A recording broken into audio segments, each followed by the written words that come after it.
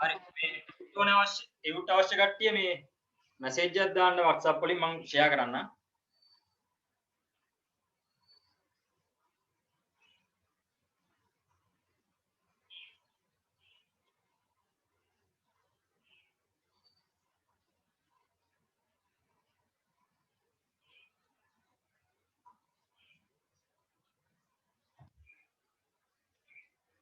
හරි දීත් මම ෂෙයා කරා. හරි විකිණීමේ ආපසු එවීම පදනමට එවුතොත්.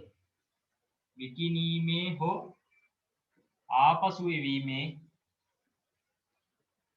පදනමට යවුතොත්. හරි. ඉතින් අපි ගැළපෙලි සටහන් දැන් බොහොමයක් කරලා ඉවරයි දැන්ටමත්. අනිවාර්යයෙන්ම මුල ටික පැහැදිලිව වීඩියෝ එකේ බලන්න. මම රෙකෝඩින් එක YouTube දාලා තියෙනවා. ඉතින් මම මේ මාසේ කරන ක්ලාස් වල රෙකෝඩින්ස් ඔක්කොම YouTube එකට දානවා. ඊළඟ මාසේ ඉඳන් තමයි දාන්න ඇත්තේ.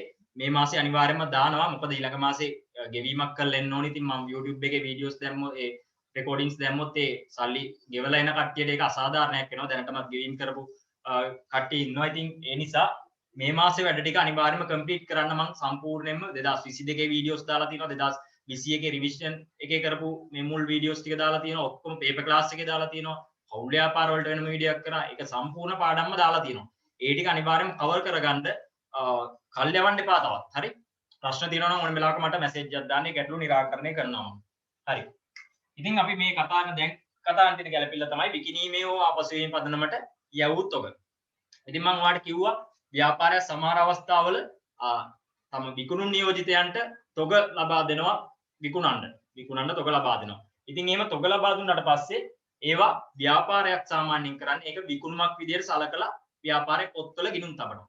විකුණුමක් විදියට සලකලා ගිණුම් තබනවා. එතකොට යාලා කරන්නේ සාමාන්‍ය ජර්නල් එන්ට්‍රි එක තමයි ණයගැති ගිණුම හරවලා දානවා විකුණුම් නම් ණයට විකුණුම් නම් ණයගැති පාලන හර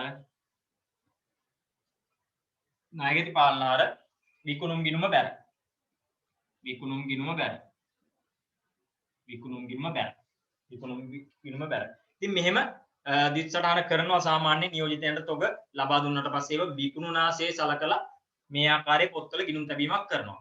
නමුත් ළමයි මෙතන ප්‍රශ්නේ තමයි සමහර අවස්ථාවල ඔය ගිණුම් කාලච්ඡේදය ඉවර වෙද්දී ඔය දුන්නේ තොග නියෝජිතයන්ට ලබා දුන්නේ තොග සියල්ලක්ම විකිණිලා නැති අවස්ථා තියෙනවා. එහෙම අවස්ථා තියෙනවා. ඒක තමයි ඔය ප්‍රශ්නේ තියෙන්නේ. ඉතින් එහෙම උනේ නැතොත් ප්‍රශ්නයක් නැහැ. මේම විකුණුම් විදියට ටෝටල්ම සම්පූර්ණකේ දැම්මට ප්‍රශ්නයක් නැහැ. නමුත් සමහර අවස්ථාවල බාර දුන්නේ තොග සියල්ලක්ම විකුණුම් නැති අවස්ථා තියෙනවා. ඉතින් ඒ වගේ අවස්ථාවක ඒ විකුණුම් නැති තොග මේ වගේ අයින් කරන්න ඕනේ. මේ ණයට විකුණුම් ලෙස සැලකුවීම වැරදිනේ. දැන් අපි පුංචි උදාහරණයක් ගමුකෝ මේක. නැත්නම් ඔයාලට පැහැදිලි වෙන්නේ නැහැ. අපි හිතමු රුපියල් ලක්ෂයක තොග 1,20,000ට විකුණන්න නියෝජිතෙට ඒක බාර දෙනවා. එතකොට ලක්ෂයක තොග 1,20,000ට විකුණන්න කියලා නියෝජිතයට බාර දෙනවා. ඒ තොග ටික ඊට පස්සේ 1,20,000ක විකුණුම් වටිනාකම එයා ව්‍යාපාරයේ ණයට විකුණුමස්සේ සලකලා මේ ආකාරයට මුලින්ම ගිණුම් තබනවා. ඒ කියන්නේ ණයගැති පාලන හර 20,000යි 1,20,000යි විකුණුම් ගිණුම බැර 1,20,000. ඔය ආකාරයට ගිණුම් තබනවා. නමුත් මෙතන ප්‍රශ්නේ තමයි ගිණුම් කාලච්ඡේදයේ අවසාන වෙන විට මේ බඩු තොගෙන් ඇත්තටම විකිණලා තියෙන්නේ 150ක තොග. මේකෙන් විකිණලා තියෙන්නේ 150ක තොග විතරයි. එතකොට විකිණලා නැහැ මෙතනින් 150ක තොග. ඒ කියන්නේ 150ක් විකිණලා නැහැ. 150ක් විකිණලා නැහැ. ඔව් පිටුව අංක 18 විකිණීමේ ආපසු වීමේ පදනමට යවුත් ඔක තමයි කතා කරන්නේ. හරි. දැන් මෙතන ප්‍රශ්නේ තමයි 150ක් තොග විකිණලා නැහැ. එතකොට මේ සම්පූර්ණයෙන්ම විකුණුම් ලෙස සලකපු එක වැරදි. ඉතින් ළමයි මෙහෙම අවස්ථාවක සාමාන්‍යයෙන් ව්‍යාපාරයක් කරන්නේ මේකේ පියවර දෙකකින් තමයි යෝක සිද්ධ කරන්නේ. ළමයි මුලින්ම කරන්න ඕනි පියවර තමයි විකිණීමේ ආපසු වීමේ පදනමට යවුත් තොග නොවිකුණු අවස්ථාවක ඒවා ඒකෙන් ඒක පියවර දෙකකින් තමයි ඒක කරන්න ඕනේ. පියවර දෙකකින් කරන්න ඕනේ. ඉතින් පළවෙනි පියවරේදී කරන්නේ අර නොවිකුණු තොගේ විකුණුම් වටිනාකම ණයගැති කියන්නේ විකුණුම් ගිණුමෙන් ඉවත් කරනවා. මුලින්ම කියන්නේ විකුණුම් මිල ඉවත් කරනවා. තොගේ විකුණුම් මිල ඉවත් කිරීම. ඒ කියන්නේ මේ සම්පූර්ණ 120ම නෙවෙයි ළමයි. අර විකුණුම් නැති ටික විකුණුම් ලෙස කරපු එක වැරදීනේ. මෙතනින් 150ක් විකිනලා නැල්ලු. එතකොට මෙතනින් ඇත්තටම විකුණුම් ලෙස සලකන්න ඕනි කීයද සලකන්න ඕනි? රුපියල් 60000 නේ සලකන්න ඕනි. මොකද 60000ක් අදාළ වෙන්නේ නැහැ විකුණුම් ලෙස. මොකද ඒක විකිනලා නැති නිසා. එතකොට විකුණුම් මිල ඉවත් කරන්න ඒක 30ට කරන්න ඕනි. මේකේ අනිත් පැත්ත. මේකේ අනිත් පැත්ත. එතකොට විකුණුම් ගිණුම හර 60000යි විකුණුම් ගිණුම හර 60000යි ණයගැති පාලන බැර 60000යි. ඕක තමයි පළවෙනි පියවරේදී කරන්නේ. පළවෙනි පියවරේදී කරන්නේ මේක තමයි. ඊළඟට ළමයි, ඒ කියන්නේ මවට පැහැදිලි ඇති. මොකද මෙතන 60000ක තොග විකුණුම් නැහැ. මොකද 150ක් තොග විකුණුම් නැහැ කියලා මෙතන දීලා තියෙනවා. ඒ නිසා මේ විකුණුම් ලෙස සලකපු 60000ක විකුණුම් මිල මේ ණයගැති පාලන ගිණුමෙන් සාය විකුණුම් ගිණුමෙන් ඉවත් කරන්න ඒකේ අර අනිත් පැත්ත. ඒ කියන්නේ රිවර්ස් එන්ට්‍රි එක දානවා. විකුණුම් ගිණුම හර ණයගැති පාලන ගිණුම බැර ලෙස ඒ විකුණුම් වටිනාකම. ඊට පස්සේ කරන්නේ ළමයි දෙවෙනි පියවරේදී කරන්න ඕනේ ඒක දැන් මේක ළමයි විකුණුම් මගේ නෙමෙයි අයින් කරේ. ඊට අමතරව අර නොවිකුණු තොගේ අවසන් තොගයට එකතු කරන්න ඕනේ. එතකොට තොගේ පිරිවැය දෙවෙනි පියවරේදී වෙන්නේ තොගේ පිරිවැය අවසන් තොගයට එකතු කරනවා. අවසන් තොගයට එකතු කිරීම. මොකද ළමයි අර 150ක් තොග විකිණලා නැහැ. ඒ 50 විකුණුම් ලෙස සලකපු එක අපි අයින් කරා. ඊට පස්සේ 150 තොගේ පිරිවැය කියන්නේ ව්‍යාපාරයට එනවනේ තොගේ ආයේ විකිණලා නැහැනේ. එතකොට මේ 150ක තොගේ ව්‍යාපාරයේ අවසන් තොගයට ගලපන්න ඕනේ. එතකොට ඔයා කරන්න ඕනි අවසන් තොග ඔයා දන්නවා ගලපන්න කොහොමද කියලා. අවසන් තොග ගිණුම හර ඒ කියන්නේ අවසන් තොග හර වෙළඳ ගිණුම බැර.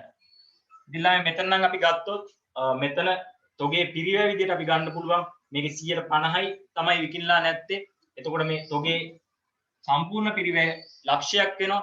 ලක්ෂයෙන් 150ක තොග විකිණලා නැහැ. ඒ 150ක තොග එතකොට ව්‍යාපාරයට එනවා. ඒක අවසන් තොගයක් විදිහට සලකන්න ඕනේ. එතකොට මේ ලක්ෂයට 150ක් කියන්නේ 50000ක් අවසන් තොග ගිණුම හර වෙළඳ ගිණුම බැර. ඉතින් විකිණීමේ ආපසු වීමේ පදනමට තොගේ අවලා තිබුණොත් ඔයා ප්‍රධාන වශයෙන්ම මෙන්න මේ පියවර දෙක කරන්න ඕනි ගානක ආවොත් අනිවාර්යෙන්ම. ඉතින් මේ විකුණුම් ගිණුම හර කියන එක ශේෂ පිරික්සමේ තියෙන විකුණුම් වලින් අඩු කරන්න ඕනේ. ණයගැති පාලන ගිණුම බැර කියන එක ශේෂ පිරික්සමේ තියෙන ණයගැති වටිනාකමෙන් අඩු කරන්න ඕනේ. අවසන් තොග හර කියන එක අවසන් තොගයට එකතු වෙන්න ඕනේ. වෙළඳ ගිණුම බැර කියන එක අර වෙළඳ ගිණුමේ තියෙන අවසන් තොගයට ඒක ගලපන්න ඕනේ. ඉතින් ළමයි මේ සම්බන්ධ ගාණක් කරලා අපි හොඳ අවබෝධයක් ලබා ගනිමු. දැන් මේ වගේ ගැළපිල්ල එන්නේ ඔයාලට අර ශේෂ පිරික්සමක් දීලා ශේෂ පිරික්සමේ යටින් තමයි අතිරේක තොරතුරු තමයි ඕක තියෙන්නේ. ඉතින් අතිරේක තොරතුරු ලෝක තිබුණාට පස්සේ ඔයා දැනගන්න ඕනි මෙන්න මේ ආකාරයේ පියවර දෙකකින් ඔය ගැළපීම් කරලා අදාළ තැන් වලට අඩු වැඩි කිරීම කරලා ශේෂ පිරික්සමේ තියෙන අගයන් අප්ඩේට් කරලා නිවැරදි ලාභදායීත්වයයි නිවැරදි මූල්‍ය තත්ත්වයයි හොයන්න. ඉතින් මේකේ සරල ගාණක් දාලා තියෙනවා ප්‍රශ්නාංක 14. අපි මේ ප්‍රශ්නට යමු. ඒ ආශ්‍රයෙන්ම වාට ඒ ගැළපිලි සටහන් සහ මූල්‍ය ප්‍රකාශන උද්දුත පිළිබඳ අවබෝධයක් ලබා ගන්න පුළුවන්. අපි මේ ප්‍රශ්නට යමු. ප්‍රශ්නාංක 14. පොඩක් try එකක් දාන්න විනාඩියක් අරගෙන බලන්න මොකක්ද තියෙන්නේ කියලා. අමිල ව්‍යාපාරයේ ගාණක් තියෙන්නේ. අමිල ව්‍යාපාරය.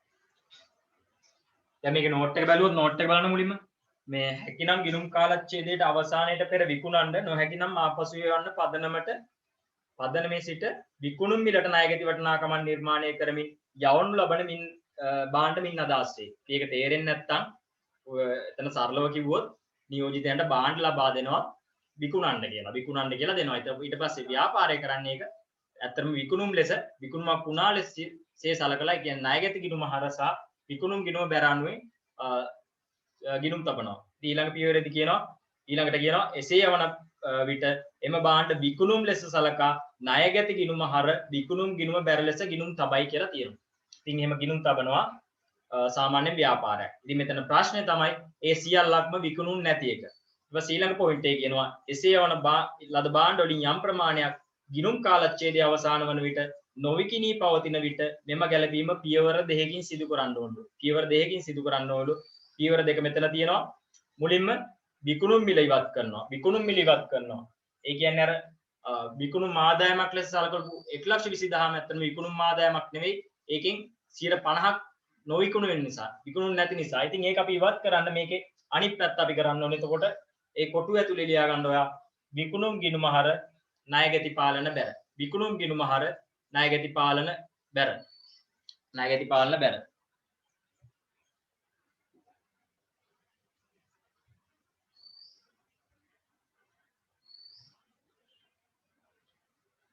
හරි. විකුණුම් ගිණුම හර ණයගැති පාලන බැර. ණයගැති පාලන බැර. ප්‍රශ්නයක් තියෙනවා මැසේජ් එකක් දාන්න පුළුවන්. ඊට පස්සේ ගත් මිල අවසාන තොගයේ ලෙස පිරිවැයට ඇතුළත් කිරීම. කියන්නේ තොගයේ පිරිවැය අවසන් තොගයට ගලපන්න ඕනේ.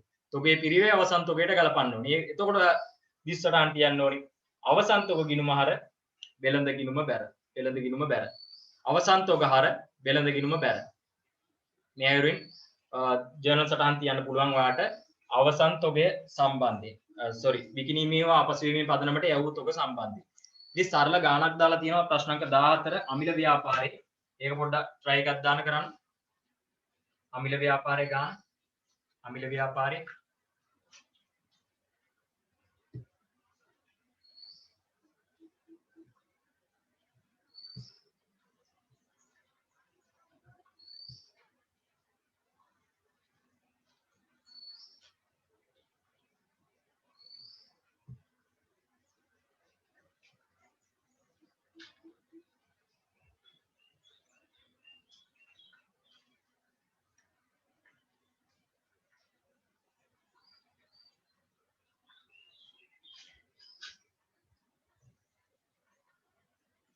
අමිල ව්‍යාපාරේ ගාන කරන්න බලන්න.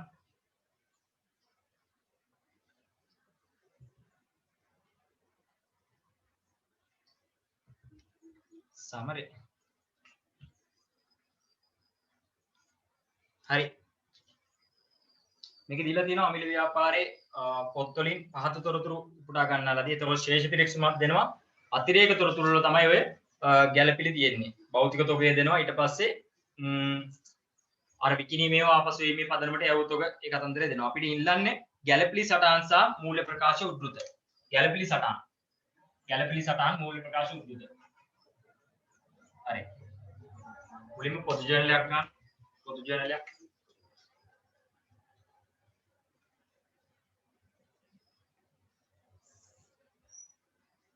පොදු ජර්නලය රෝල් කරලා වාට ගැළපිලි සටහන් දාන්න පුළුවන්.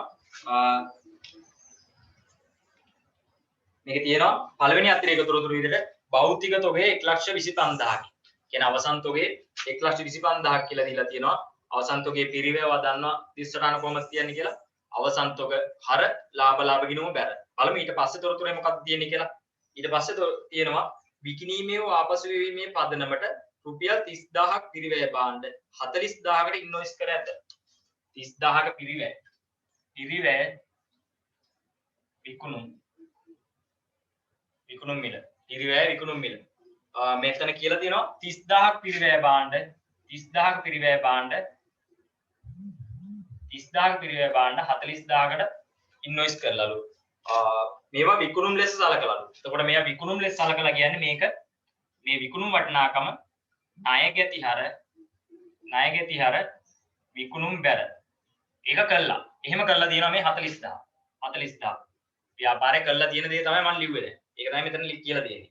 ඊට පස්සේ මේකේ ප්‍රශ්නේ තමයි මෙම බඩු තොගෙන් 60%ක් 2020 3.31 කියන්නේ ගිණුම් වර්ෂයේ අවසාන දිනට විකුණා ඇති බව අනාවරණය කර ඇත. ඒ කියන්නේ මේකෙන් 60%යි විකුණලා තියෙන්නේ ව්‍යාපාරේ.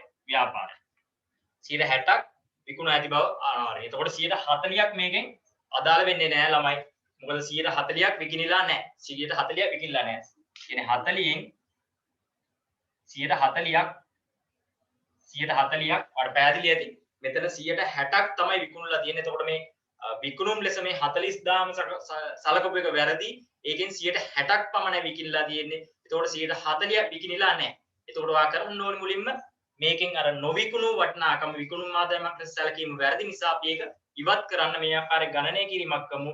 40000 140න් වැඩි කළා 40000 140න් වැඩි කළා බිඳුවට බිඳුව කපලා මෙතන එනවා 16ක් 16ක් එනවා. එතකොට ඔයා කරන්න ඕනේ මෙන්න මේ 16 විකුණුම් වලින් ඉවත් කරන්න ඕනේ. මොකද විකුණුම් ආදායමක් ලෙස සලකපු එක වැරදි. මේ 40000 මේ 40000 න් 16 ඉවත් කරන්න පුළුවන් ඔයාට. ණයගැති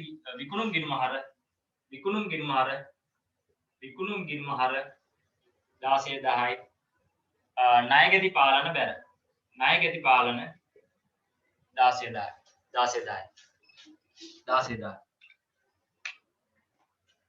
16 ඒ ආකාරයට අපිට කරන්න පුළුවන් ඒක අර බෝඩ් එක පැහැදිලි ඇති ඔයාට විකුණුම් ගිණුම හර 16යි ණයගැති පාලන බැර 16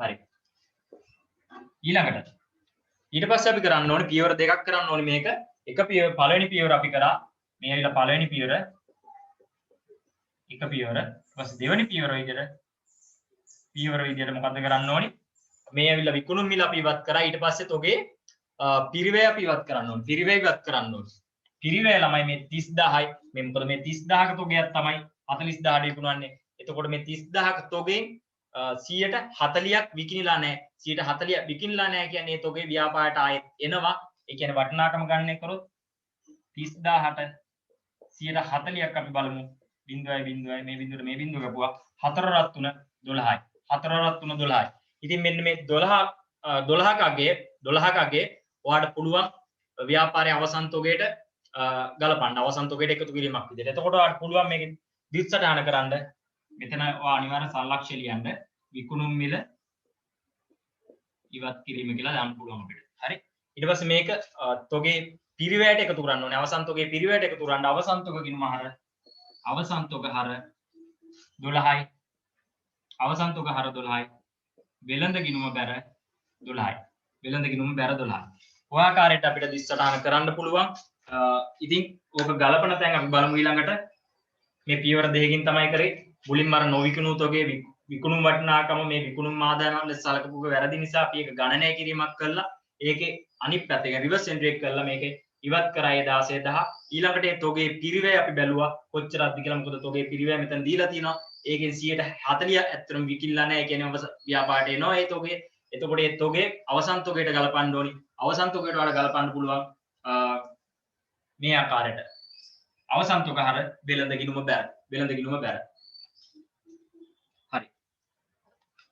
ඊට පස්සේ අපිට ඉල්ලනවා මූල්‍ය ප්‍රකාශ උද්ෘත. මූල්‍ය ප්‍රකාශ උද්ෘත ඉල්ලනවා අනිවාර්යයෙන්ම මේ ගැළපිලි සටහන් වල ඔයාලට දික්සටහන් විතරක් කළා මදි. ඒ දේ විතරක් දැනගෙන මදි. අනිවාර්යයෙන් මේවා මූල්‍ය ප්‍රකාශන වල කොහොමද ගලපන්නේ කියලාවා දැනගන්න ඕනි. ඉතින් අපි ඒක බලමු පොඩ්ඩක්. මූල්‍ය ප්‍රකාශ උද්ෘත. මම මේ බෝඩ් එක මේ වැත්තම මකන්නම්. මේ ගැළපිලි සටහන විෂය කොටස් වල අපි දැන් ගැළපිලි සටහන් තමයි යන්නේ. මම ඊයේ පැහැදිලි කිරීමක් කරා. ඔයා දන්නවා ඒක දැන්. මේකම මකන්නම්. හරි. ඉතින් ළමයි මේක ඉල්ලන්නේ මූල්‍ය ප්‍රකාශ උද්ෘතය. ඒ කියන්නේ ආදායම් ප්‍රකාශය සහ මූල්‍ය දත්ත ප්‍රකාශය උද්ෘත පෙන්වන්න ඕනේ අපි මේ ආකාරයට. ආදායම් ප්‍රකාශය සහ මූල්‍ය දත්ත ප්‍රකාශය. ආදායම් ප්‍රකාශය මූල්‍ය දත්ත ප්‍රකාශය. ඉතින් මේ උද්ෘත පෙන්වන්න කිව්වට පස්සේ සම්පූර්ණයෙන්ම මේක ඔක්කොම පිටු ගණන් අරගෙන රූල් කරන්න අවශ්‍ය වෙන්නේ නැහැ. මේවා යන තැන් විතරක් පෙන්눔 කරාම හරි. ඉතින් ඔයා දැනගන්න ඕනේ මේක කොතනටද සම්බන්ධ නිසා ඒ අදාළ වියදමක් නම් වියදම කොතනද තියෙන්නේ ආදායමක් නම් කොතනටද ආදි වශයෙන් මේවා ආකෘතින් ගැන අවබෝධයක් තියෙන්න ඕනේ. හොඳ අවබෝධයක් තියෙන්න ඕනේ. හරි. මේකද පළවෙනි එක තමයි විකුණුම් ගිණුම හර 16. විකුණුම් ගිණුම හර 16 කියන එක ඔයා කරන්න ඕනේ මොකක්ද දන්නවද? මෙතන අපේ ශේෂ පිරික්සුමේ තියෙන විකුණුම් කියලා තියෙනවා 710ක්. ඒ 710ට විකුණුම් හර වෙනවා කියන්නේ විකුණුම් මේක අඩුවීමක් වෙනවා. එතකොට 16000ක් අර 710 ඉස්සරහින් ලියන්න ඕනේ. ඒ කියන්නේ ඍණ 1610යි කියලා හර විකුණුම් වල 710ට ඉස්සරහින් ලියන්න ඕනේ. 710ට ඉස්සරහින් ශේෂ පිරික්සුමේ ඍණ 16 කියලා ලියන්න මෙන්න මේක වටිනාකම. හරි. ඊළඟට කරනවා ණයගැති ගිණුම බැර 16. එතකොට ණයගැති වටිනාකම ණයගැතිය කියන්නේ වත්කම් වල හරශේෂ තියෙන. ඉතින් ණයගැතිය බැර වෙනවා කියන්නේ ඒ ණයගැති වටිනාකම අඩුවීමක් වෙනවා. එතකොට ශේෂ පිරික්සුමේ තියෙනවා ණයගැතිය 140ක් කියලා. ඒ 140න් අඩු වෙන්න ඕනේ 16ක්. ඉතින් 140 ඉස්සරහින් ඍණ 16 කියලා ලියන්න. ඍණ 16 කියලා ලියන්න. එතකොට මේ පළවෙනි එක හරි. ඊට පස්සේ මේක ගලපන්න ඕනේ අපි. අවසන් තොගයට එකතු වෙන්න ඕනේ. ඒ වගේම වෙළඳ කිරීමටත් ගලපන්න ඕනේ. ඉතින් ළමයි මෙතන පළවෙනි ගැලපිල්ල අපේ තියෙනවා භෞතික තොගය 1,25,000 කියලා. ඒ කියන්නේ ව්‍යාපාරයේ පේන්න තියෙන භෞතික තොගේ ව්‍යාපාරයේ තියෙන තොගේ තමයි 1,25,000. ළමයි අර විකිණීමේ ආපසුවීමේ පදනමට යවලා විකුණුන් නැති 140 තොගය තොට ඒක මග තියෙනවා නම් අනිවාර්යෙන් මේ තොගයත් අවසන් තොගයට එකතු වෙන්න ඕනේ. එතකොට අර භෞතික තොගේ දාද්දි 1,25,000 දාන්න නෙවෙයි දාන්නේ අපි අර 1,25,000ට මෙන්න මේ 12,000 එකතු කරලා තමයි ඒ කියන්නේ සම්පූර්ණ වටිනාකම එනවත 1,25,000 ධන 12,000 කියන්නේ එතන 1,37,000ක් තියෙනවා. ඒ 1,37,000ක් තමයි අවසන් තොගේ විදිහට මේ මූල්‍ය ප්‍රකාශන වල දාන්න ඕනේ. එතකොට ළමයි මෙතන අපිට ණයගැතියෝ සම්බන්ධ වෙන්නේ මූල්‍ය தත්ත්ව ප්‍රකාශයේ ජංගමවත්කම් වල ඉතින් ජංගමවත්කම් කියලා මේව යටින් ඉරක් ඇඳලා වඩ ලියන්න පුළුවන් ණයගැතියෝ කියලා අපිට දාන්න ඕනේ අර 1,40,000 වටිනාකම නෙවෙයි 1,40,000න් මේ 16,000 කර ශේෂ පිරික්සුමේ අපි ඍණ 16ක් කියලා ලියුවේ ඒකත් ගලපලා එන අගේ ඒකයි අපි මේ ගැළපෙලි සටහන් කරන්නේ ශේෂ පිරික්සුමේ තියෙන අගයන් අප්ඩේට් කරනවා යාවත් කාලීන කරලා ඒවයි නිවැරදි අගයන් දාන එක තමයි අපි මේ ගැළපෙලි සටහන් වලින් කරන්නේ එතකොට නිවැරදි ලාභදායීත්වය සහ නිවැරදි මූල්‍ය තත්ත්වය පෙන්눔 කරන්න ඇල්මැති පාර්ශ්වයට නිවැරදි තීරණ ගන්න අපිට නිවැරදි තොරතුරු ලබා දෙන්න පුළුවන්. ඉතින් 140න් 16ක් අඩු කරාට පස්සේ උත්තරේ එනවා 130 124ක් එනවා ණයගැතියෝ ඒ අඩු කළා වට පස්සේ 16000ක් අඩු වුණාට පස්සේ ඒ වගේම ඊළඟට තියෙනවා ශේෂ පිරික්සුමේ විකුණුම් ඔය විකුණුම් සම්බන්ධ වෙන්නේ මෙතන ආදායම් ප්‍රකාශයේ මෙතන උඩින්ම විකුණුම් ව්‍යාපාරයේ ප්‍රධානතම ආදායම ඉතින් ඒ විකුණුම් වලට අපි දාන්නේ මෙතන 710 නෙවෙයි 710ට අර 16 ගලපලා එන අගය. ඒක ගලපුවට පස්සේ 710න් 16ක් අඩු වෙනවා. 16ක් අඩු වුණාට පස්සේ අපිට ගන්න පුළුවන් 694ක් විදිහට. ඔව් 694ක් විදිහට. විකුණුම් මගින් 694ක් විදිහට. ඉතින් මේක රුපියල් 1000 වලින් දානවා නම් මේ මූල්‍ය ප්‍රකාශ උද්දෘත උඩින් නම් කිරීමක් කරන්න රුපියල් 1000 කියලා නැත්තම් 0.3ක් දාලා වැඩ ලියන්න පුළුවන්. ඒක ප්‍රශ්නයක් නෑ. විකුණුමුත් දැම්ම අපි. ඊළඟට අපිට ගලපන්න ඕනේ අවසන් තොගේ. අවසන් තොගේ ළමයි 1,25,000යි භෞතික තොගේ.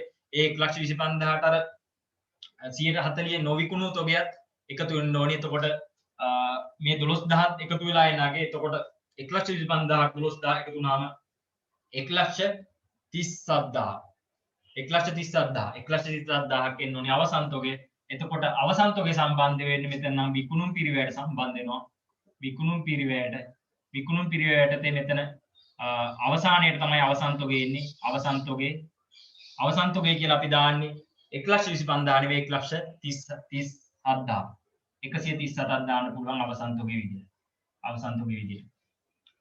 මෙතන වරහන් ඇතුලේ දාන්න. 1,37,000. ඊට පස්සේ අවසන් තොගේ යන තව තැනක් තියෙනවා මෙතන ජංගමවත්කම් වල උඩින්ම එන්නේ ළමයි. මෙතන ජංගමවත්කම් වල අවසන් තොගේ තමයි මුලින්ම එන්නේ. මොකද මේක ද්‍රවශීලතා අනුපිළිවෙලට තමයි දාන්නේ. ඒ කියන්නේ ද්‍රවශීලතාවෙන් අඩුම වත්කම් තමයි උඩින්ම තියෙන්නේ. සාමාන්‍ය අවසන් තොගේ තමයි අපි උඩින් දාන්නේ. ණයගැතියන්ට යටින් අවසන් තොගේ පෙන්눔 කරන්න එපා. සාමාන්‍යයෙන් අපි කියලා තියෙන විදිහට වැඩේ කරන්න ඕනේ. එතකොට අවසන් තොගේ එන්නේ මේ මුලින්ම දාන්න පුළුවන් අපිට අග තොගේ කියලා 1,37,000ක වටිනාකම. ඉතින් ඔය ආකාරයට අපිට මූල්‍ය ප්‍රකාශ උද්දෘත පෙන්වන්න පුළුවන්. ඉතාමත් ලේසියෙන් ඉතින් ගැළපිල්ලක් විදිහට මේ විකිණීමේ වාපසුවීමේ පදනමට යවු තොගාවොත් මේ ආකාරයට අපිට කරන්න පුළුවන්. ඉතින් මේ ගැළපිල්ල කරලා අවසානයේදී අපි ලොකු ගාණක් හදනවා. ඒකේ ගැළපිලි හෝ සෑම වර්ගයකම ගැළපිල්ලක්ම දාලා තියෙනවා. එතකොට ඔයාලට මේ පාඩම පිළිබඳ හොඳ අවබෝධයක් ලැබෙයි. එතකොට ඔයා දැනන් ඉන්න ඕනේ මේ ගැළපිලි සටහන් වල තියෙන සෑම ගැළපිල්ලක් ගැනම හොඳ අවබෝධයක් තියෙන්න ඕනේ.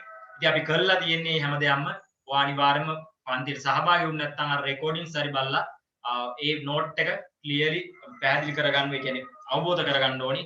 එහෙම නැතුව එකපාරට අර ලොකු ගාණක් හදන්න ගියාට පස්සේ මුලින්දම්ම කරන්න අමාරු අපහසුතාවයකටපත් වෙනවා. ඒ නිසා හරි අවබෝධයක් ලබා ගන්න අනිවාර්යයෙන්ම ඒවත් පන්ති වලට සහභාගී වුණ නැත්නම්. හරි. ඊළඟ එක තොග හානි වීම හා ලැබිය යුතු රක්ෂණ වන්දි ගැලපීම. ළමයි මේක නෝට් කරගන්න අවශ්‍ය කට්ටිය නෝට් කරගන්න ඉක්මනට.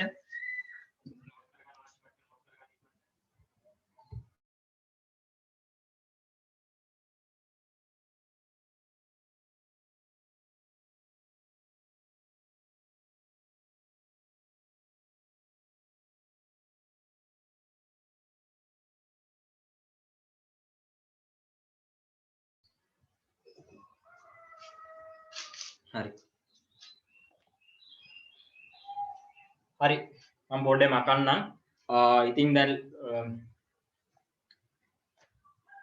අපිට තියෙන ඊළඟට තොග හානි වීම හා ලැබිය යුතු රක්ෂණ වන්දි තොග හානි වීම හා ලැබිය යුතු රක්ෂණ වන්දි මේ විෂය කොටස් හරියට අල්ලගන්න මොකද මේවා හරියට අල්ලගත්තේ නැතුව මේව මගේ අරනොත් ඇත්තටම accounting subject එකත් ඔයාලට එපා වෙනවා මේ කොට දාගත්තොත් හරියට ඇත්තටම ගානක් වුණත් හරියට වැඩේ කරගන්න තේරෙනවා මොකද ඔයා දන්නවා ගැළපිල්ලෙන් ගැළපිල්ල කොහොමද ගලපන්නේ කියලා ගැලපුම් කරන්න කියලා මේවත් හරියට ඉගෙන ගන්න ප්‍රශ්නයක් තියෙනවා නම් ඕනේ වෙලාවක මගෙන් අහන්න පුළුවන් ඕනේ වෙලාවක මම ඒ ගැටලු निराකරණය කරනවා තොග හානි වීම හා ලැබිය යුතු රක්ෂණ වන්දි හරි තොග හානි වීම හා ලැබිය යුතු රක්ෂණ වන්දි ඉතින් ළමයි මේ ගැන කිව්වොත් ව්‍යාපාරයේ විකුණන්න තියෙන බඩු තොගේ තියෙනවනේ ওই තොගේ සමහර අවස්ථාවල ওই ස්වභාවික ව්‍යසන වගේ ඇවිල්ලා හානි වෙන්න ඉඩ තියෙනවා ගම් වතුරක් වෙන්න පුළුවන් ඔය ගිනි ගැනීමක් වෙන්න පුළුවන් ඔය වගේ නැත්තම් සොරු ගන්න පුළුවන් ඔය වගේ නිසා ව්‍යාපාරයේ තොග හානි වෙන්න ඉඩ තියෙනවා සාමාන්‍යයෙන් ගින්නක් වගේ ඇති වෙලා වගේ තමයි එහෙම ගාණක් දෙන්නේ දුන්නොත් ඉතින් ඒ තොග හානි වුණාට පස්සේ ළමයි ඒ තොග හානි කියන එක ව්‍යාපාරයට ඇත්තටම පාඩුවක් ඉතින් ළමයි ව්‍යාපාරයට වෙන පාඩුව කියන්නේ ඔය වගේ අවදානම් තියෙන නිසා දැන් ව්‍යාපාරය සාමාන්‍යයෙන් ළමයි ව්‍යාපාරයට දැන් හිතන්නකො ගඟක් තියෙනවා කියලා ව්‍යාපාරය ළඟින් ගඟක් තියෙනවා නැත්නම් ගිනි ගැනීමේ අවදානමක් තියෙනවා ව්‍යාපාරයට ගිනි ගැනීමේ අවදානමක් තියෙනවා නැත්නම් සොර සතුරු අලාභානි කරන අවදානමක් තියෙනවා ඉතින් සාමාන්‍ය ඔය අවදානම් වලට ඔයාලා ව්‍යාපාර අධ්‍යයන විෂයදී ඉගෙන ගන්නවා ව්‍යාපාරයක් ඒ අවදානම් වලට මුහුණ දෙන්න තමයි රක්ෂණය කියලා එකක් තියෙන්නේ ඉතින් ඔය රක්ෂණ විවිධාකාරයෙන් තියෙනවා ගිනි රක්ෂණය සොරබිය රක්ෂණය ඔය ආදී විවිධාකාරයේ රක්ෂණ තියෙනවා. ඉතින් ළමයි සාමාන්‍ය ව්‍යාපාරයක් කරන්නේ ඔය රක්ෂණ ආයතනට ගිහිල්ලා ඔය සම්බන්ධ ඒ රක්ෂණ ඔප්පු ලබා ගන්නවා. ඊට පස්සේ ව්‍යාපාරයට ඔය හදිස්සියේ ගින්නක් ඇති වුණා, සොර සතුරු අලාභාණයක් වුණා කියලා රක්ෂණය වුණ නැත්නම් ළමයි මේ සම්පූර්ණම අලාභයේ ව්‍යාපාරයට දරන්න සිද්ධ වෙනවා.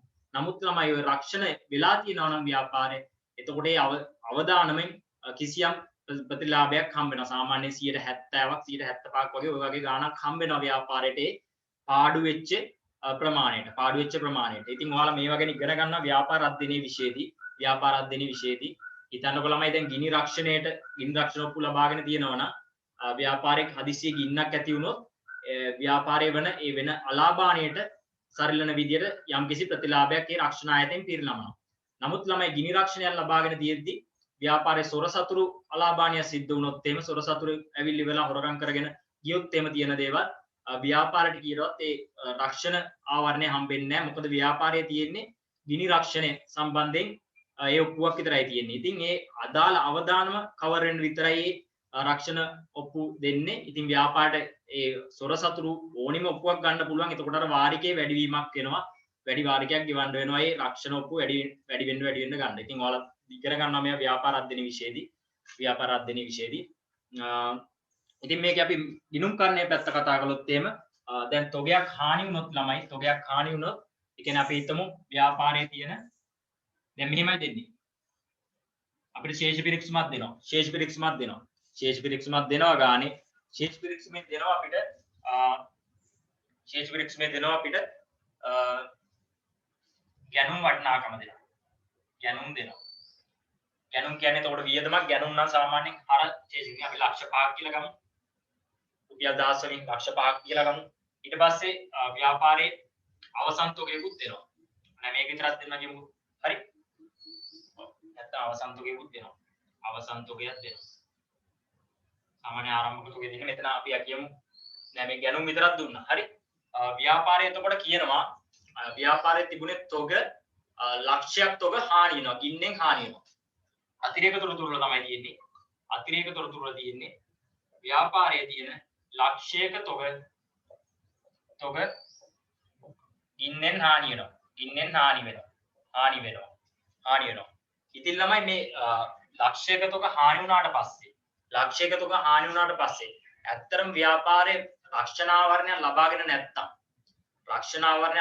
නැත්තම් මේ ලක්ෂයක තොග හානි වුණාට පස්සේ ඇත්තට මේ ලක්ෂ්‍යම තොගේ ව්‍යාපාරට පාඩුවක්නේ. ඒ ව්යාපාරට පාඩුවක්. එතකොට ළමයි ඒකේ සාමාන්‍ය දින් සටහන තමයි හානි වූ තොග ගිණුම හර හානි වූ තොග ගිණුම හර තොග ගිණුම හර හානි වූ තොග ගිණුම හර විකුණුම් පිරිවැය විකුණුම් පිරිවැය නැත්නම් අපි කියනවා ගැනුම් ගැනුම් ගැනුම් ගිණුම බැර ගැනුම් ගිණුම බැර ගැනුම් ගිණුම බැර ඉතින් ව්‍යාපාරයක් ඒ රක්ෂණ ආවරණය ලබාගෙන නැත්නම් ඇත්තටම මේ සම්පූර්ණ අලාභානි වන ලක්ෂ්‍යම තොග ව්‍යාපාරයට පාඩුවක් වෙනවා පාඩුවක් වෙනවා ඒකට පැහැදිලිනේ එතකොට මේ හානි වූ තොග හර කියන එක ළමයි ඇත්තටම හානි වූ තොග හර කියන එක ව්‍යාපාරේ වෙනත් වියදමක් විදිහට දාන්න ඕනි වෙනත් වියදමක් විදිහට දාන්න ඕනි තොග හානි කියලා තොග හානි අලාභ කියලා අර ආදායම් ප්‍රකාශය අපි යටින්ම දාන වෙනත් වියදම් කියලා මූල්‍ය වෙනත් වියදම් කියලා ওই වෙනත් වියදම් යටතේ මෙන්න මේ හානි වූ තොගේ පිරිවැය කියන ලක්ෂ්‍ය ගාන අපි දාන්න ඕනි දාන්න ඕනි ඒ වගේම මේ විකුණුම් පිරිවැය නැත්නම් ගැනුම් ගිණුම බැර කියන එක ළමයි අර විකුණුම් පිරිවැය යටතේ ගැනුම් වලට යටින් හානි වූ තොගේ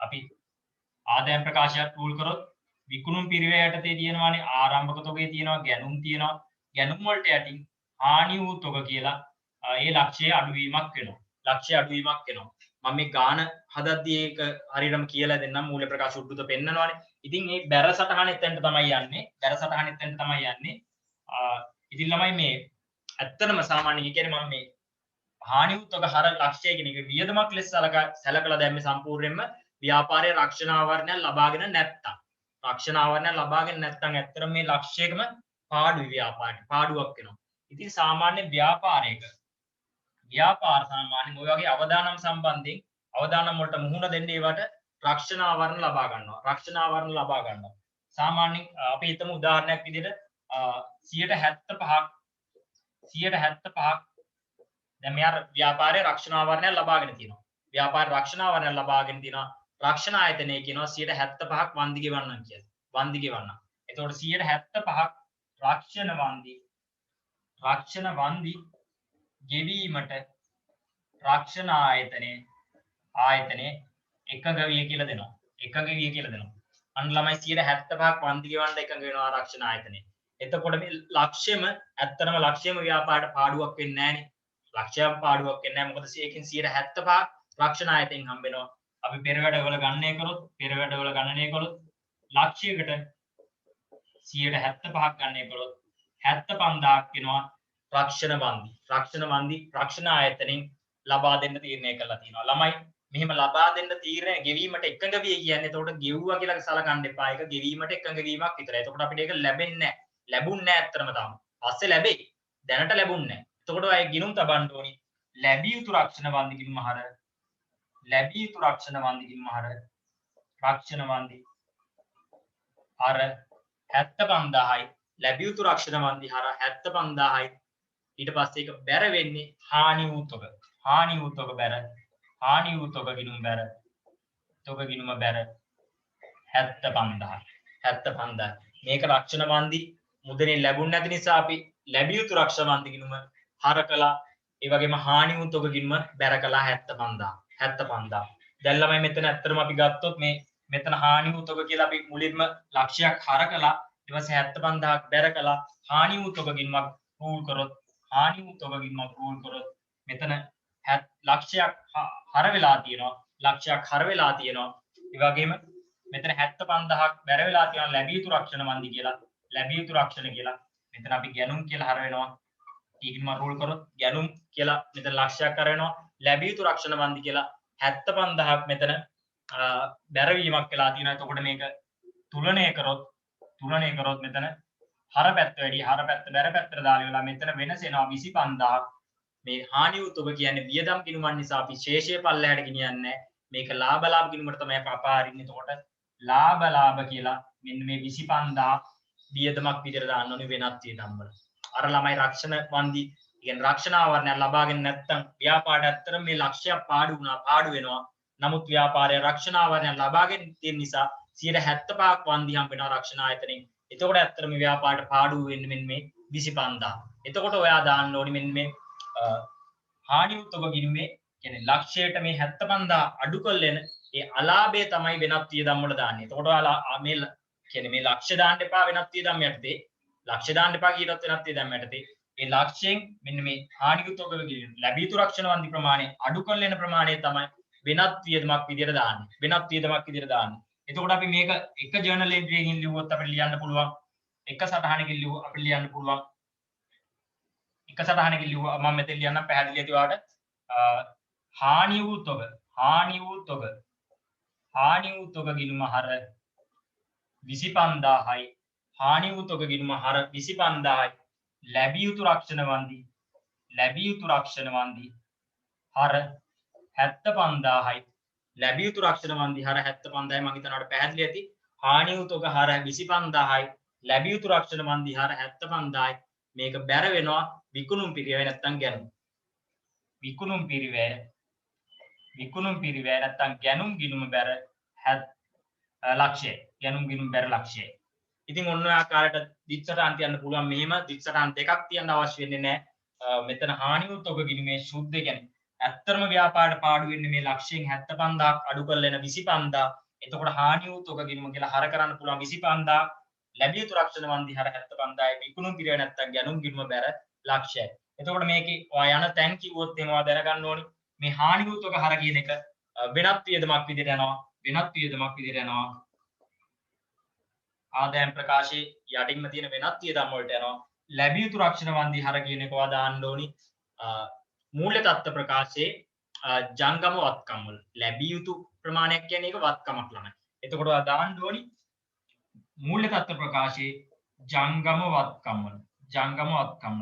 ඒ කියන්නේ අවසන් තොගේ උඩින් මෙන්න ජංගම වත්කම් වල ඊට පස්සේ ණය ගැතියෝ තියෙනවා. ඊට පස්සේ ඔය ලැබිය යුතු සෙට් එක දැම්මට පස්සේ ප්‍රශ්නයක් නැහැ. ලැබිය යුතු වියදම් ලැබිය යුතු මේ රක්ෂණ වන්දි ඒ වගේ දේවල් ඊට පස්සේ දාන්න අන්තිමට තමයි ඔය මුදල් එහෙම දාන්නේ. මොකද අර ප්‍රවේශීලතා අනුපිළිවෙලට ජංගමවත්කම් වල පෙන්නුම් කිරීමක් තියෙන නිසා. ඒ වගේම මේ විකුණුම් පිරිවැය නැත්තම් ගැනුම් ගිණුම බැර කියන එක ආදායම් ප්‍රකාශයේ විකුණුම් පිරිවැය යටතේ මම කලින් පෙන්නුම් කරා. එතන ගැනුම් වලට යටින් නැත්නම් අවසන් තොගයට උඩින් ඍණ හානි වූ තොග කියලා වරහන් ඇතුලේ දාන්න මෙන්න මේ ලක්ෂය. හරි. ඉතින් ඔය ආකාරයට අපිට ලැබිය යුතු රක්ෂණ වන්දි තොග හානි වීම හා ලැබිය යුතු රක්ෂණ වන්දි ගිණුම් තබන්න පුළුවන්. ඉතින් මෙන්න මේ අන්තිමට දැන් සටහන ඔයා දැනගත්තාම ප්‍රමාණවත්. ඒත් මෙන්න මේකත් දැනගෙන ඉන්න. මේක ජර්නල් එන්ට්‍රි දෙකක් යනවා. ඒකේ සුද්ධ වටිනාකම තමයි මේ මෙතන ඇත්තටම හානි වූ තොග හර කරලා 25000ක් හර කරලා එහෙම කරේ. හරි. අපි නෝට් එකට යමු. පිටු අංක 18 තියෙනවා.